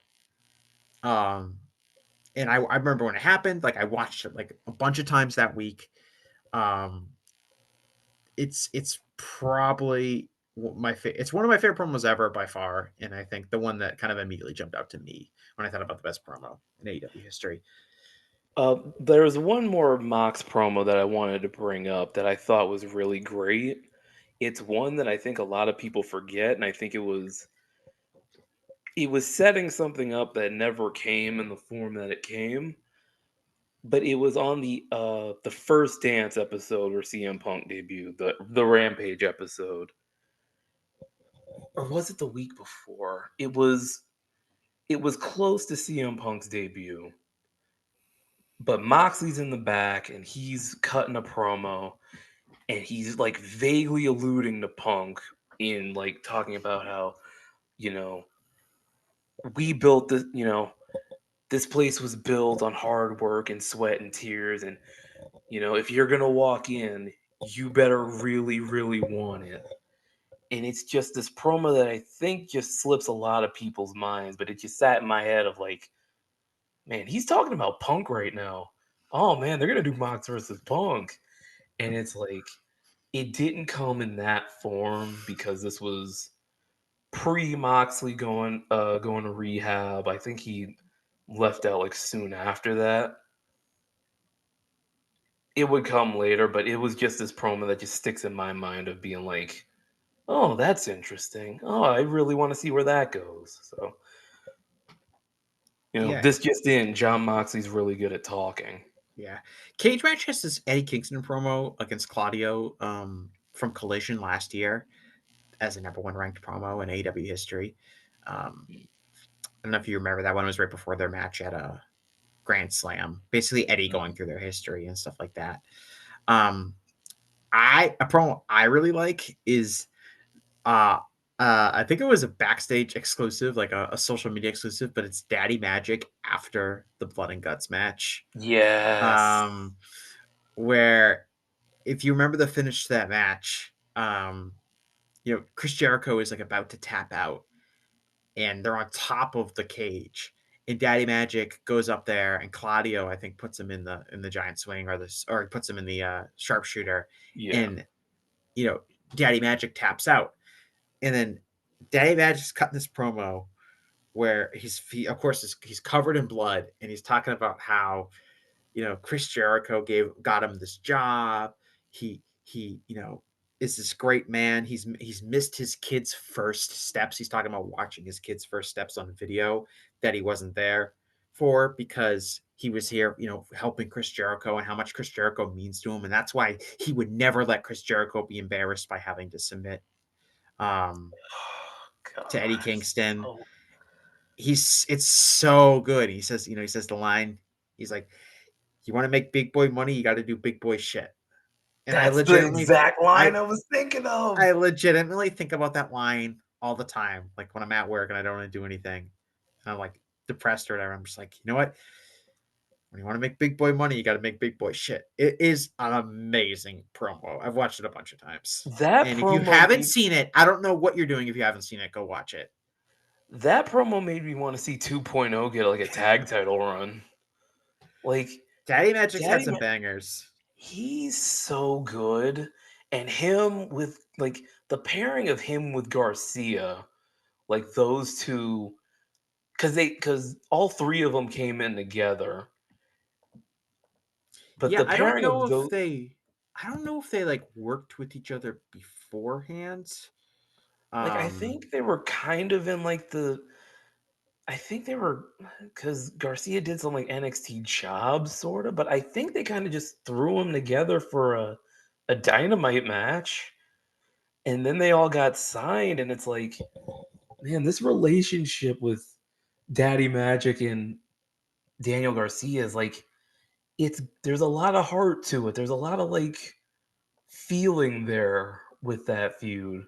Well, not that feud, but that like pairing because we've seen them literally since the first day they've come in the company. They've been paired together the entire way. They've never turned on each other. And it feels kind of like a Hangman Dark Order thing where it's like you've got this ascending star in Garcia, but you've also got this person that he cares about with Daddy Magic and Angelo Parker if he's ever around. But it's mostly Menard. Yeah, that pairing, that's a really cool pairing to me. yeah. Another category I wanted to pick out was most surprising star, and I mean this like who is the wrestler that really has broken out in AEW in a way you didn't expect. I don't think you would put like Will Ospreay on this list as an Yeah. answer for this or something like that. But the wrestler I chose for this was Orange Cassidy because I think people need to remember when Orange Cassidy was first signed by AEW, it was considered this kind of controversial decision because he was really just a gimmick on the indies, a popular gimmick, but just a gimmick on the indies. There was all these questions about whether or not this would work in a major league setting and kind of would he be able to get over and things like that. And I kind of knew his gimmick would get over, but I never knew he would become one of the most reliable, consistent wrestlers, not even in the company, but really in the entire world. Um, and he's been part of a bunch of feuds. He is uh the definition of, I think, like a valuable upper mid card guy who's protected but loses enough to put other guys over. He has become a pivotal, probably one of the handful of most valuable people in the entire history of the company when you add it up. Um, and he came into the company really as just this meme wrestler from the indies. And the fact that he's turned into such a high quality major league professional is kind of stunning to me. And the fact that he's been able to maintain his popularity while really shedding a lot of like the gimmicks within his work, where he's able to have these really good matches um, and retain his popularity while not, doing his gimmick all the time, uh, has been super, super impressive. It's been probably been the most effective gimmick work we've seen since The Undertaker. 3 words tweaked Orange Cassidy's character enough and gave it the context needed for it to become a really effective television character. It was the promo before the Orange Cassidy Pac match at Revolution. And at the end of it, Chuck Taylor said, "This Sunday at Revolution, he's gonna try." And it was a funny line, but it also like put everything in context. Like, yeah, he's not really gonna try and like, some dopey, Yeah. dark match or whatever, He but hasn't put in any effort yet. And this time because he's gonna try. I believe Trent said, "Well, he didn't say he's gonna try, but we think he's going to." yeah, and that was the little tweak he needed for everything Orange Cassidy does to make sense. It's like, oh, he just wasn't trying, and now he is, and now he's great, and he's become this super valuable, this super like tent pole star of the promotion. Like, I think when you think of AEW and you think of AEW guys, you know, people who like define the promotion. Guys you think of are like Hangman Page, Darby Allin, and I think Orange Cassidy would be on that list. Kind of people Mhm. who just fully define what AEW means. And yeah, I wouldn't have thought that. To a much lesser extent, I think the stuff they did with Danhausen while he was there was really good and kind of tempering down the gimmick while doing enough of it for him to get over. And the thing with Orange was like, it's a major tell when people criticize him, because I Yeah. know it's like a Cornette verse thing in terms of, oh, well, how can you take them seriously when they have Orange Cassidy on their television? It's like anytime someone has any criticism about AEW and they mention Orange Cassidy's name, they can just immediately be dismissed because Mm. he is the most consistent. He is so consistent. He's wrestled the most matches this year. I know that. He's probably wrestled close to the most matches in history. It's probably either him or Jack Perry um, in the history of the company. He is unbelievably consistent. I think he's one of the best TV wrestlers of the last 10 years in terms of a guy that's consistently going out there and having above average matches on television week after week. Um, And there's nothing you can say that's a complaint. You can't complain about him and have me take you seriously as an analyst because he's been such a positive and again a surprise because of where he came in as just kind of this meme wrestler from the indies. Did a few spots that got over in front of 300 people. the thing about those particular like people disliking Orange is that he kind of took what they say, do less and slow it down, and he took it to a funny extreme and got over doing that. Like he took their advice and they don't even realize it. Yeah, and he's like a really classic underdog babyface character. Yeah, yeah. Orange was also mine, but I had a second pick that I can give. Yeah, I think it's And the first that, time we've had the same pick, which is pretty impressive. I think no, we had the same TV match. Had the same. Oh We yeah, we both did. had Danielson Omega. Yeah, you're right. Damn it.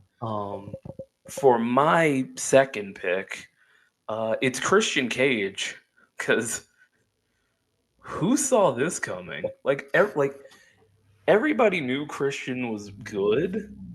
He was also retired when AEW started, and then he shows up at I think it's Revolution 2021, where he shows up and signs his contract, and he's hyped as a Hall of Fame talent, and some One of people are Tony like, Khan's favorite wrestlers of all time. it's like, oh, that's for all this for Christian, huh? Remember, people thought it was gonna be The Rock.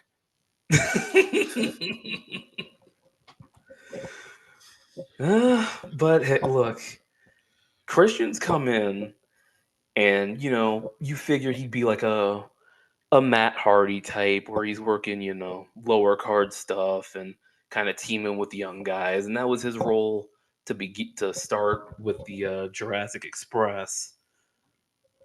But he has fully come out at age 50 whatever, and is one of the most consistently great acts on AEW television. He's having one of the best runs of his career, if not the best, because the only other ones would be the TNA run, which, depending on the booking, was, it was Christian doing his best. And then, like, that ECW run he had, like, at the tail end of that brand. Oh, I was tuning into Sci-Fi every week for Me that. too, brother. Yeah. But, like, this is just his heel work has been so great, and his He's used work in pretty. the ring has been great too. Like, Yeah, he's had a lot of really great matches on I TV say, as well with that TNT title run.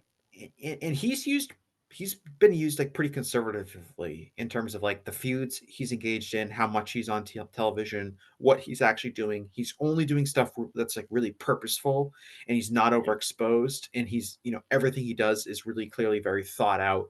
Um, in what they want him to do and kind of how his what's his promo and his angle going to be. It's Yeah. really it's not like they've been rushing him into a bunch of matches or have him feud with a bunch of people. It's been very methodical, and there's been a lot of thought put into it on clearly on his end as well.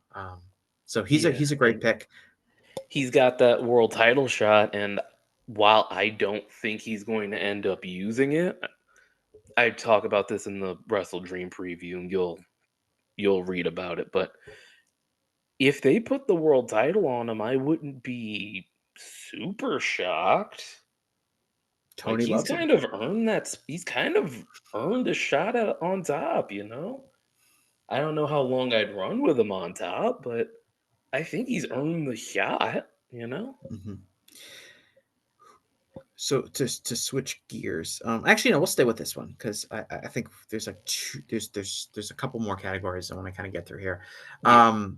The best signing, for me, my answer was pretty quickly was John Moxley. Yeah. Um, a lot of it for the reasons that you've detailed with some of his outstanding work with promos and the tone he has set for the promotion. And again, like that debut at Double or Nothing, him coming out, him laying out Kenny Omega, I think that was enormous in setting the tone of uh, this is a company where crazy stuff happens that's really important and feels big, and you've got to tune into our stuff to see this happen. And I mentioned this when we were talking about the Observer Hall of Fame ballot this year, Yeah. and both Cody Rhodes and John Moxley are on it. And Cody gets a lot of credit for historical significance in terms of him being one of the key figures behind the launch of AEW, which he absolutely was. And Cody gets a lot of credit for that. But I think also John Moxley should get a ton of credit for that because John Moxley is ultimately, I think, contributed more to the founding of AEW than Cody has. And Moxley's debut at Double or Nothing is one of the three most important moments in AEW history in terms of just setting the tone of what this promotion was going to be like. And he was the perfect person, a former WWE wrestler in his prime, who many people had felt had, been restricted by the way WWE used him. And here he is, and he's going to get to be himself. He's finally free. He's broken out of prison, literally. If you watch the video that he produced, and he is going to perform professional wrestling in a way that we have never seen on American television before. And I don't know, like, there's been some really good signings for AEW, but it's hard for me to think of anyone that's been more important to this promotion than Jon Moxley. I think of like a shift in the mindset of AEW fans is that at the start of AEW, it was a lot of people who didn't get an opportunity in WWE coming to AEW, and you knew they were going to get the chance. And I think 5 years on, I think that's kind of flipped where people sign with AEW and fans don't have that confidence of they're going to get a shot. And I think that kind of has caused is a little bit of a part of the downturn of the company business wise. But that aside, I'll give my pick for best signing. Um, I wrote Swerve Strickland down, but then you brought up Eddie Kingston in best promo, and I realized, oh, I don't have Eddie Kingston written anywhere, so I picked him. Um, Eddie Eddie fits this company like a glove. He embodies like what's great about AEW because for so long Eddie Kingston was good on the indies. He was really good, but he just never got the chance because of, his look and his kind of his demeanor. I think he'd say he maybe messed up a shot or two or whatever, but now he's got the shot in AEW to be great and be, who he is, and he cuts his great promos and he gets over, and it's still that damn bomb not going off at Revolution in the barbed wire match still pisses me off because that was going to be like that was his Terry Funk moment and it got fucked up and it still annoys me. But he does everything with heart and passion and it's real and it's gritty and he brings the energy that I want out of AEW. Like that first Anarchy in the Arena match is one of the greatest like I've ever seen. And Yeah, the so much of it was visual, Eddie Kingston. yeah, Like, visual of him with the gas can is like an iconic yes. image in the history of AEW. And there's so much of that feeling Eddie gives of just heart and passion and He's flawed. real energy. There's no like when I talk about WWE, I use the term it's super glossy and it's super, you know, phony and photogenic, and there's none of that with Eddie. It's not. Mhm. There's grit to him. There's realism, and you feel it. Like even up to last year with the Continental Classic, and like his whole last year where he finally overcomes Claudio to win the ROH title. He gets to wrestle in Japan, and he wins the New Japan Strong title. He puts both the titles on the line in the Continental Classic so he can be a Triple Crown champion like his heroes. And he starts off slow. Danielson holds that Eddie is a bum sign over his head after he beat him. And just, you know, he fights back and he fights back and he beats Danielson and he beats Mox and he gets to hold the belts. And then he finally gets Danielson's respect at the end of it at Revolution. And it's just Eddie Kingston like has become the heart and the grounding point of this company where things get goofy and wild and people set houses on fire, but Eddie's gonna be there to like get everybody's feet back on the ground and do just great work. And I'm so glad he's able to do it here. Yeah, I feel like he's really representative in like how flawed he is as an individual and how much that relates to him as a wrestling character, and Yeah. how if that helps him just feel like a real person. Is that like he can lose matches, he can come across like a huge asshole, he can basically be a heel for a little bit, but because he's so genuine, the fans are always going to love him and accept him in a certain way because of that. He's a Um, very interesting pro wrestling character because he's chipped and he's flawed and he's got these problems, but he fights through them. He's not somebody whose idea is, what if I never lose? You know? a riveting character idea. Um, so in that same note, um, so we talked about the best signing. How about the worst signing in the history of AEW? I think there's a very Um, obvious answer to this, but I'm interested to see if we align on this one. for me, I went, this may be left field, this may be the name you have, but yeah, I'll keep mine short and sweet. For who, for what? Paige Van Zant. What was that for? Like, we burned months of TV. We killed Sammy Guevara as a babyface. All for what? For Paige Van Zant to have one match and go away again? Like, what was that for? They needed to have their own Ronda Rousey. What do you mean? Oh, yeah.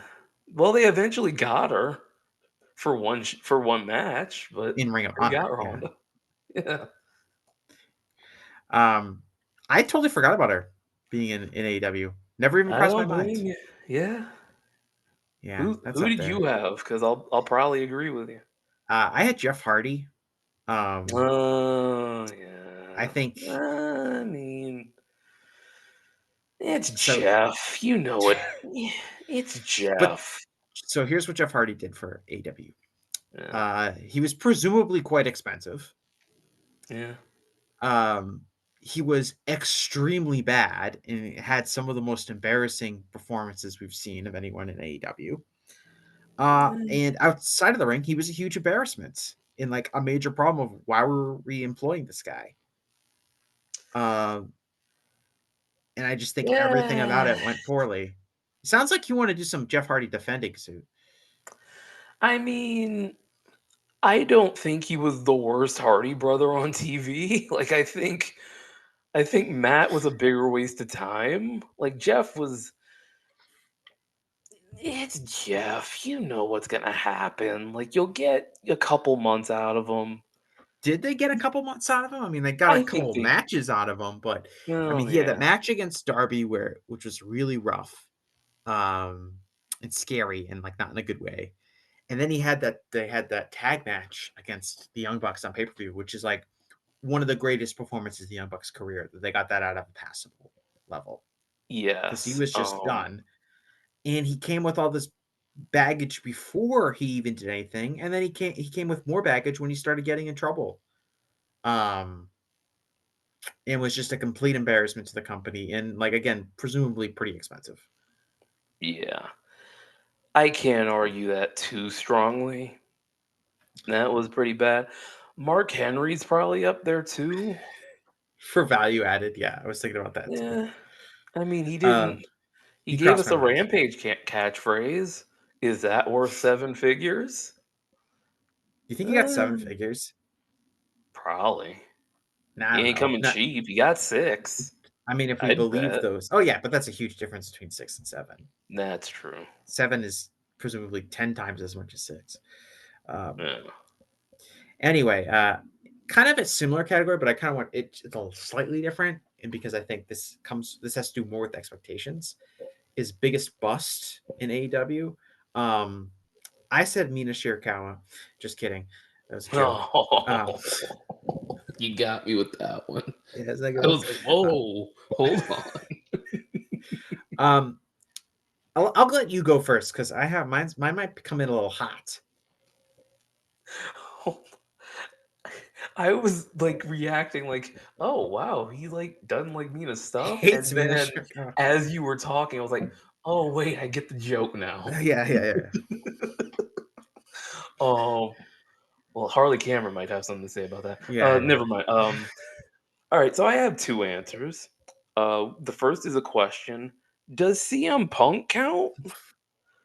Like, cause you Uh, you I he don't was think he. great.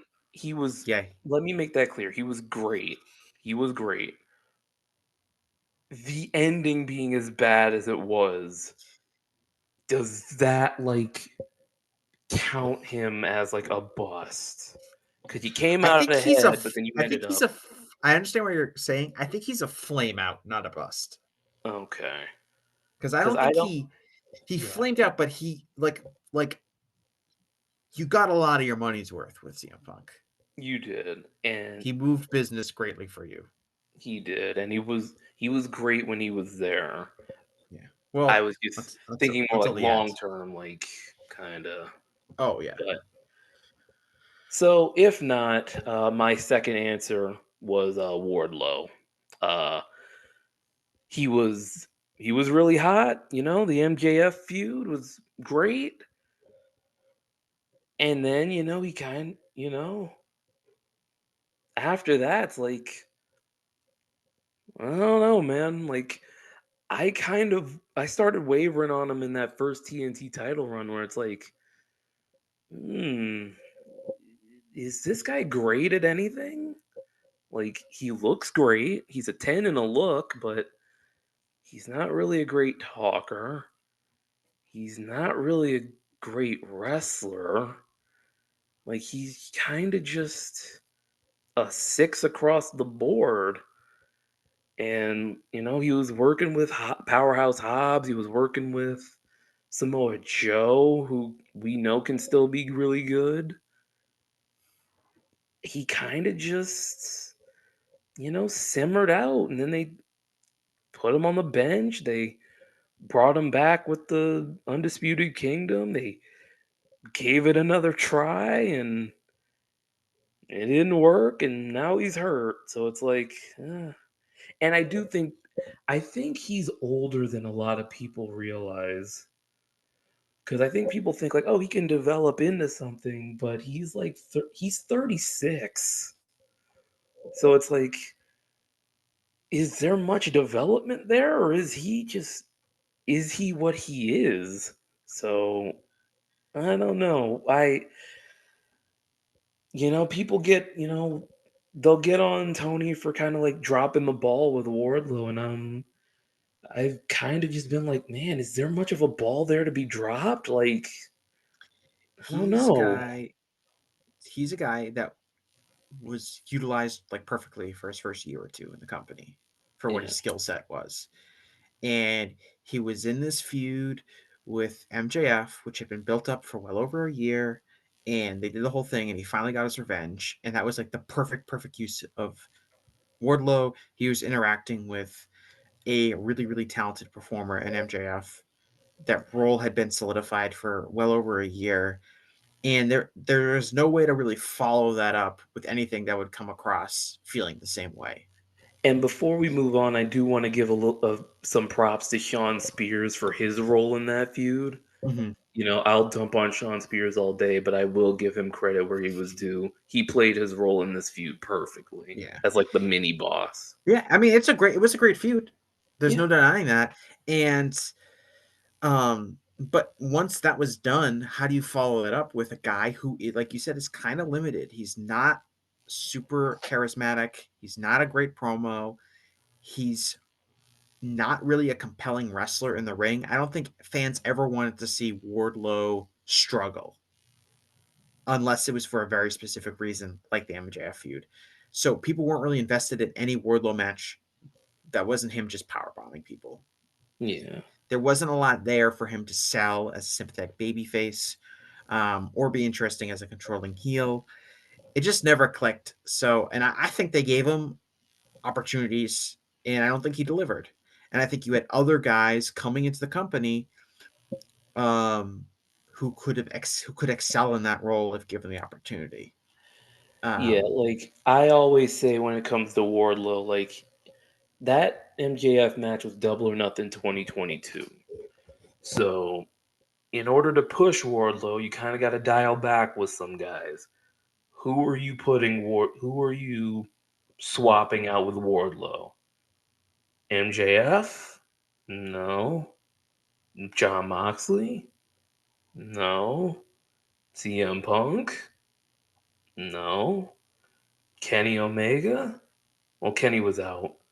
yeah, Hangman. Yeah. Hangman? No.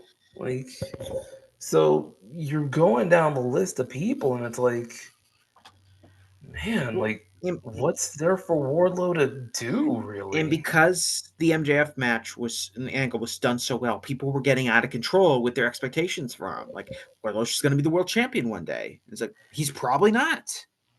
Like, Not in this company. Like, no. Look who the and that's world a credit to champions the have been. booking. That's a Yeah, look credit at to the booking that they got him so over. look who the world champions have been. Like Samoa Joe is their worst world champion. Samoa Joe's 3 times as talented as Wardlow.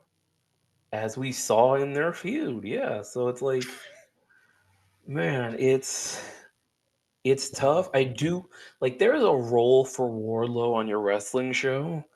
I have said for a little while that I would test him out as a hot tag guy. You put him in a tag team with like a small baby face who can talk, and you put them together and you let him be the hot tag. For lack of a better term, he needs an Enzo Amore, but they don't seem to be doing that, and he's kind of just, a guy who got over for a little while. My biggest bust right now is Mercedes Monet. Hmm. I think it's time.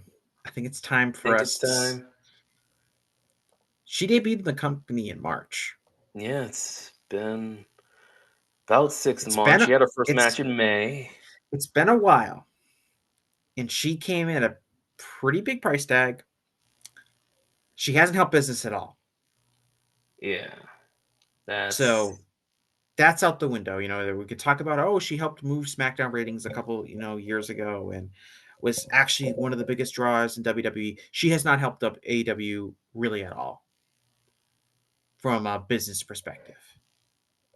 yeah. And You she was can't. brought in to do that. She also hasn't been good in the ring either. She's been okay at best. And I think Yeah. her performances have been really awkward as a Well, character, and she hasn't had like a signature feud. I think the closest she's had is her stuff with Willow, which was good, but I think a lot of that has to do with Willow. I just I don't think see it, yeah. Mercedes. I've been trying to be patient with her. I'm really like a neutral on her. When she was coming, I was at Big Business. I was at her debut. It's a nice debut. She's really over in the building and all that kind of stuff like that. But she hasn't done shit worth mentioning in AEW. And she Yeah. came in with so much fanfare. She came in with like they tried to kind of like recreate CM Punk's debut with Mercedes Monet. Yeah, and to And that level, she's nowhere near it. no, She's it's not even close. What's the most notable thing she's done since she came back? Not counting her like return itself. probably the Willow match.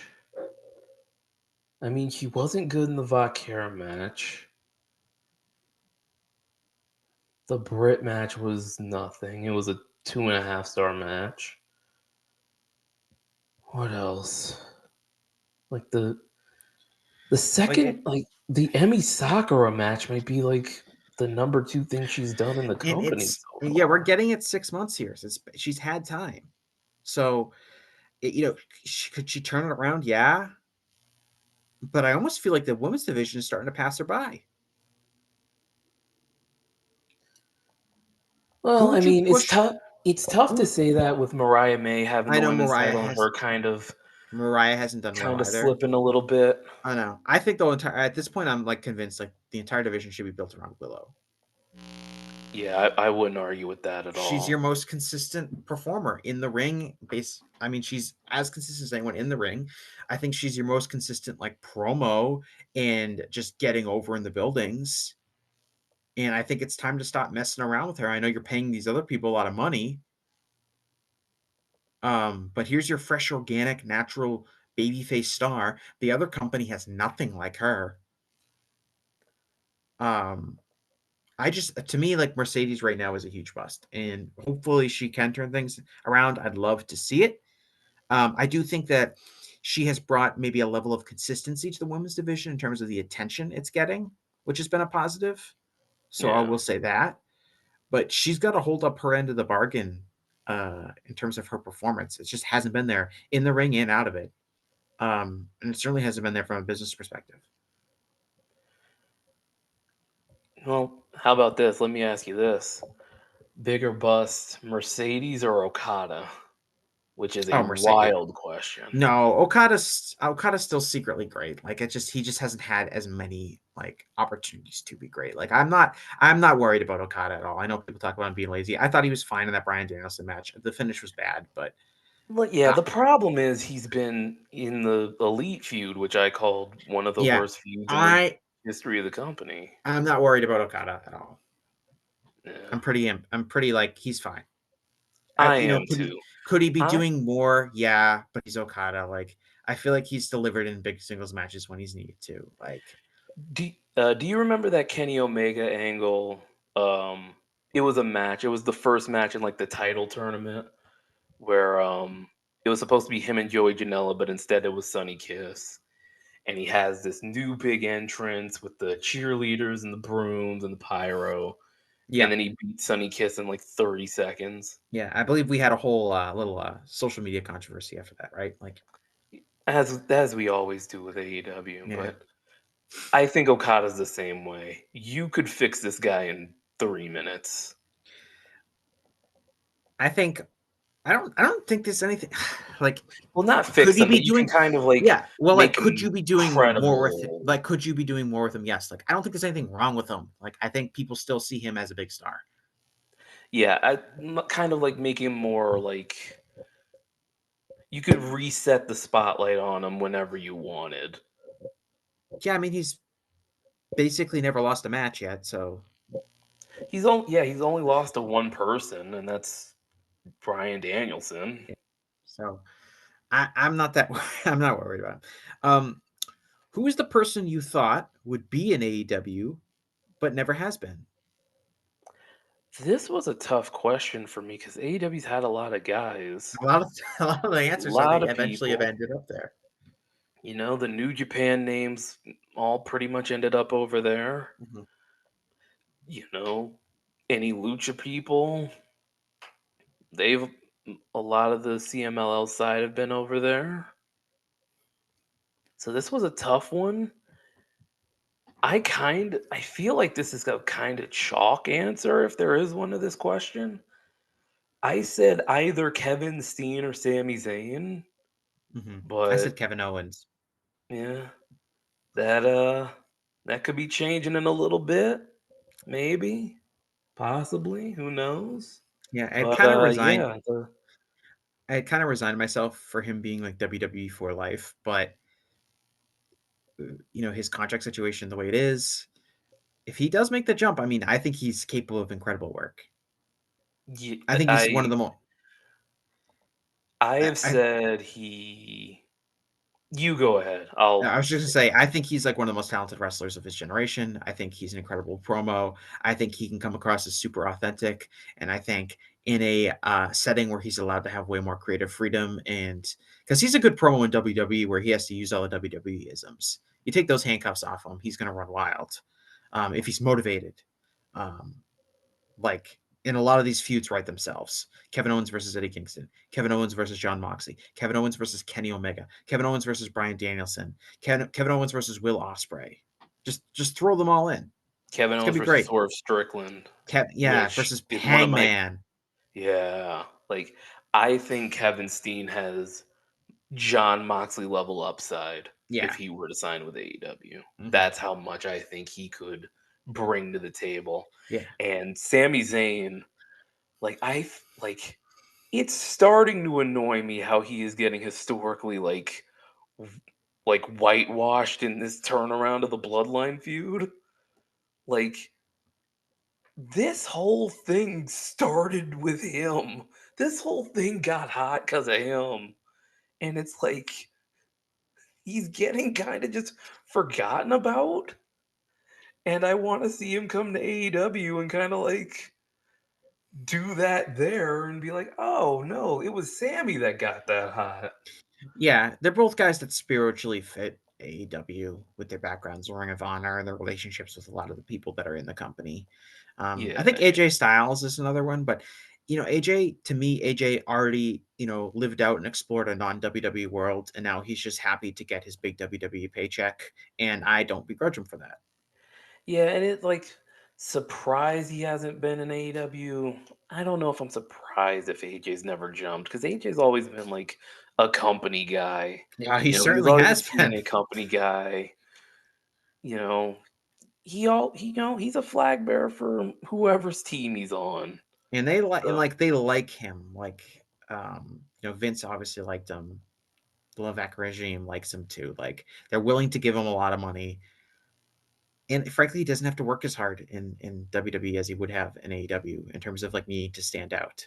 I'd love to yeah, see him in AEW. I think he has shown this year with his matches against Cody and his match against Marufuji um, that he can still wrestle at a high level if he needs to.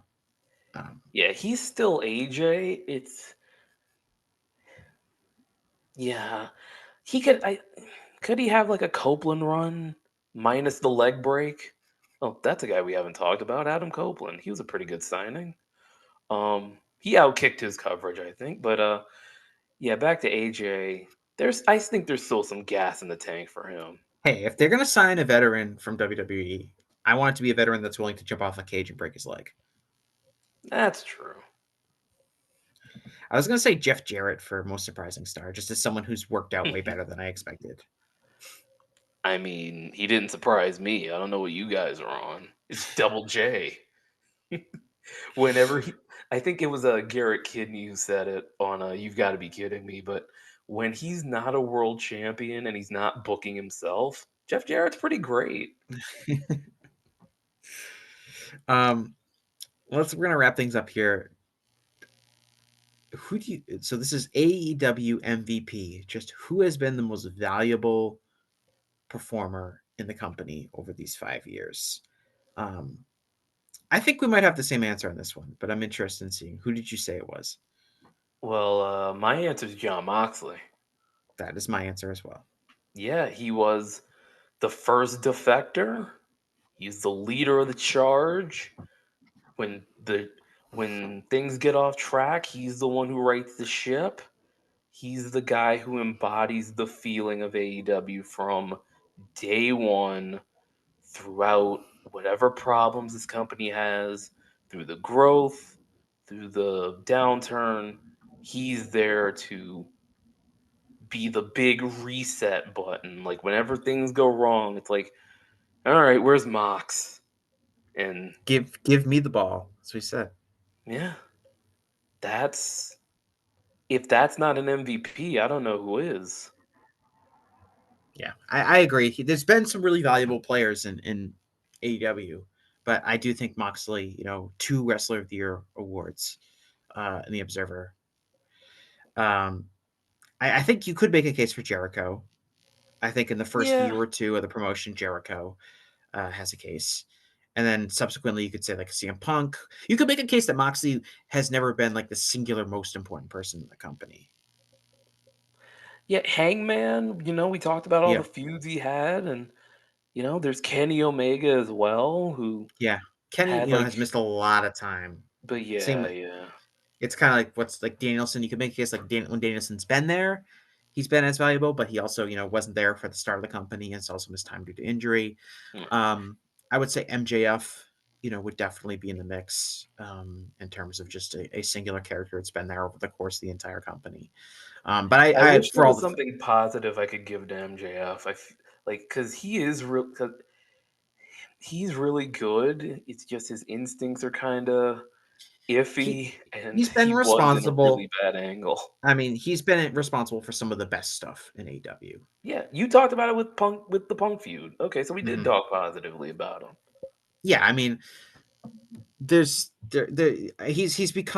a controversial character. He's become very divisive, especially in the kind of circles we're in, where there's concern about him like leading the company astray with sports entertainment angles and stuff like that. But um, he has been a hugely valuable figure. I mean, he's an incredibly talented performer.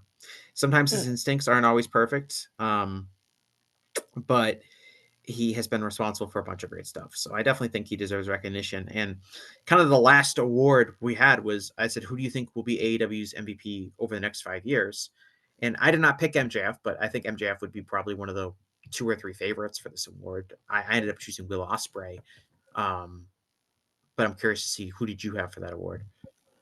Will Ospreay is a great pick. I'm stunned that I forgot him. To be honest, I did. I did say he was in the best match in the promotion's history, so I didn't completely blank him off. But I actually wrote Daniel Garcia. I feel like he has got that Moxley energy of give me the ball and I'm gonna run with it. I think he has. We saw with that MJF match at All Out. He's got the talent to have high level matches in that company. I thought that match with MJF was phenomenal. He Mhm. has the crowd connection that he's built over the 3 years he's been here.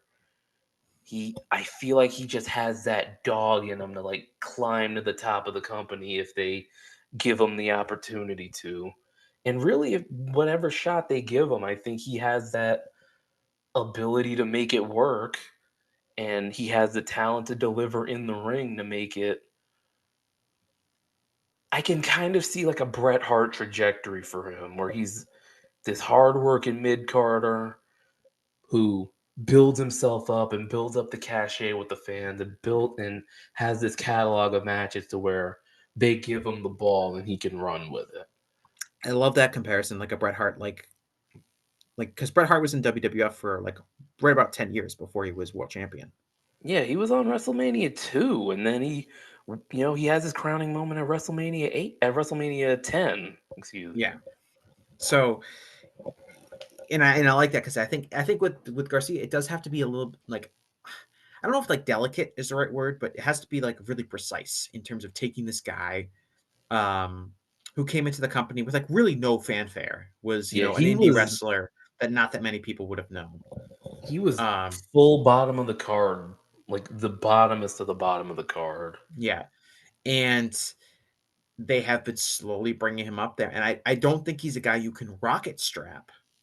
But if you have a long running story for him, which, and it seems like they are really starting to explore that um, with his MJF feud, he could be, a generational rival for MJF. Um, And they do like him enough to give him like big opportunities. He had that feud with Danielson, you know, a couple years ago at this point, where they had went back and forth with the 3 matches. He's wrestled Mox, he's wrestled like a lot of the big names in the yeah, company. and he's a very good promo, and I think he has an authenticity and a seriousness to him that is resembling of a John Moxley. Yeah. Um, he's a very different wrestler than John Moxley. He's a much more classical wrestler than Moxley, but and he's not as big as Moxley physically, but I do think he kind of has a similar kind of tough aura and seriousness about him. Um, Yeah, like that is I don't disagree with your pick of Osprey at all. Osprey is Osprey's kind the of an easy only. pick in terms of he's the best wrestler in the Yeah, world. He's pretty much already, one of the 2 or 3 most important wrestlers in the company right now. yeah. Um, It, and the it's and, it's Osprey. It's an and easy button. and the thing with Will is I think they wisely did not like immediately just put the title on him. They are, he's super prominently featured, but they're gonna make his eventual world title win really mean something and feel important. That's the sense They that I might get. they might use that to sell the Wembley show in Yeah. 2026, And which I think that bodes well as opposed to we put the title on him and then what? Which I think right. sometimes happens when you want to push someone super hard. But the I think problem is Osprey, like, he's so great at everything. Like, it still shocks me how great of a talker he's become. And he's way like, better at American television wrestling than people expected him to be. yeah, and he's Okada so is too. great I at know, I know, everything. I know. Like, People don't want to hear me say this, but like Okada is too. Okada's Okada was a natural American on American TV. Too much so for a lot of yeah. people, but he But is. but Osprey is just so phenomenal at everything that I see him do a big angle or I see him have a great match. I think, God, get the belt on this guy. Let's go. Come on. But I do get the draw it out, kind of deal there. But yeah, your Osprey pick is great. I think Garcia is going to be a guy who really becomes that next AEW homegrown kind of guy. Like, he's gonna be with your Hangman and your Darby and your Orange Cassidy. He's going to be on that level over the duration of this next contract that he's just recently signed. Yeah, I think when we're talking about AEW going into the future, you got to look at who's carrying the torches right now. So you have Danielson as your world champion, who's basically going to be done as a full time wrestler when he loses his title, which could be this weekend. Um, you've got Moxley, who is not like a super old guy, but has been around for a while. Um, He's got 5 years of exposure in this yeah, company. I would still say like he's still in his prime from a career Yeah. perspective, but he's been around for a while. You got Christian walking around with this briefcase. Um, you've got Kenny, who I don't know when Kenny comes back, like how much he's gonna have left in the tank. I I'm expect him to come back. expecting soon. Yeah, I expect him to come back at full strength for the most part. Like I expect him to. He looks like Kenny Omega. I know. I saw like a picture of him in Kota Ibushi. He looks. He doesn't look frail. Yeah. Kenny does. Kenny doesn't. Kota Ibushi. Maybe not so much, but um, Yeah. um, but like you are going to be leaning on, I think, this generation of wrestlers in their early 30s, late 20s, more and more over the next 2 or 3 years because these guys are going to age out. Um, and who you're going to replace them, it is going to be, I think MJF is a constant because he's, Yeah. obviously age wise is still in his prime. Hangman Page, same thing. Swerve, same thing. Um, Osprey. but then it's gonna be Osprey, and it's gonna be wrestlers like Daniel Garcia, and it might be someone we aren't even thinking about right now. Darby Allen. How often have we said his name on this show? And he's been a Mhm. great constant for AEW Yeah, throughout the I think whole time. yeah, like I would say, like He might be next up. Orange Cassidy and Darby are very similar to me in terms of how Yeah. like valuable they've been as consistent television performers, really consistently over, always baby faces. Darby had a huge hand in making the Sting stuff as successful um, as it was. Um, yeah, I mean, I feel like I've always been the high man on this guy. And I feel like I'm kind of getting into the position where I'm kind of constantly defending him. But I think Jack Perry's been great. Like, I thought Jurassic Express was a successful team. I thought they had a really good run with the tag championships. And I think his heel run has worked out way better than expected. I can't believe playing the CM Punk footage worked. I like this whole gimmick with the scapegoat in the truck and the TNT championship and all this stuff. Like, I think he's doing a great job. I think we're seeing him. He's been very slowly brought along from the very beginning when he did not have a lot of experience into becoming a more and more full-fledged character in this company. And I think he can work. Um, I think he has hit his every benchmark they have put in front of him. And I would not rule him out from being in this mix in terms of the next generation of guys, because he's still under 30 years old. He's still very young. Yeah. Um, I agree with Perry there. I agree with you on Perry there. I don't think like he's not at his final form.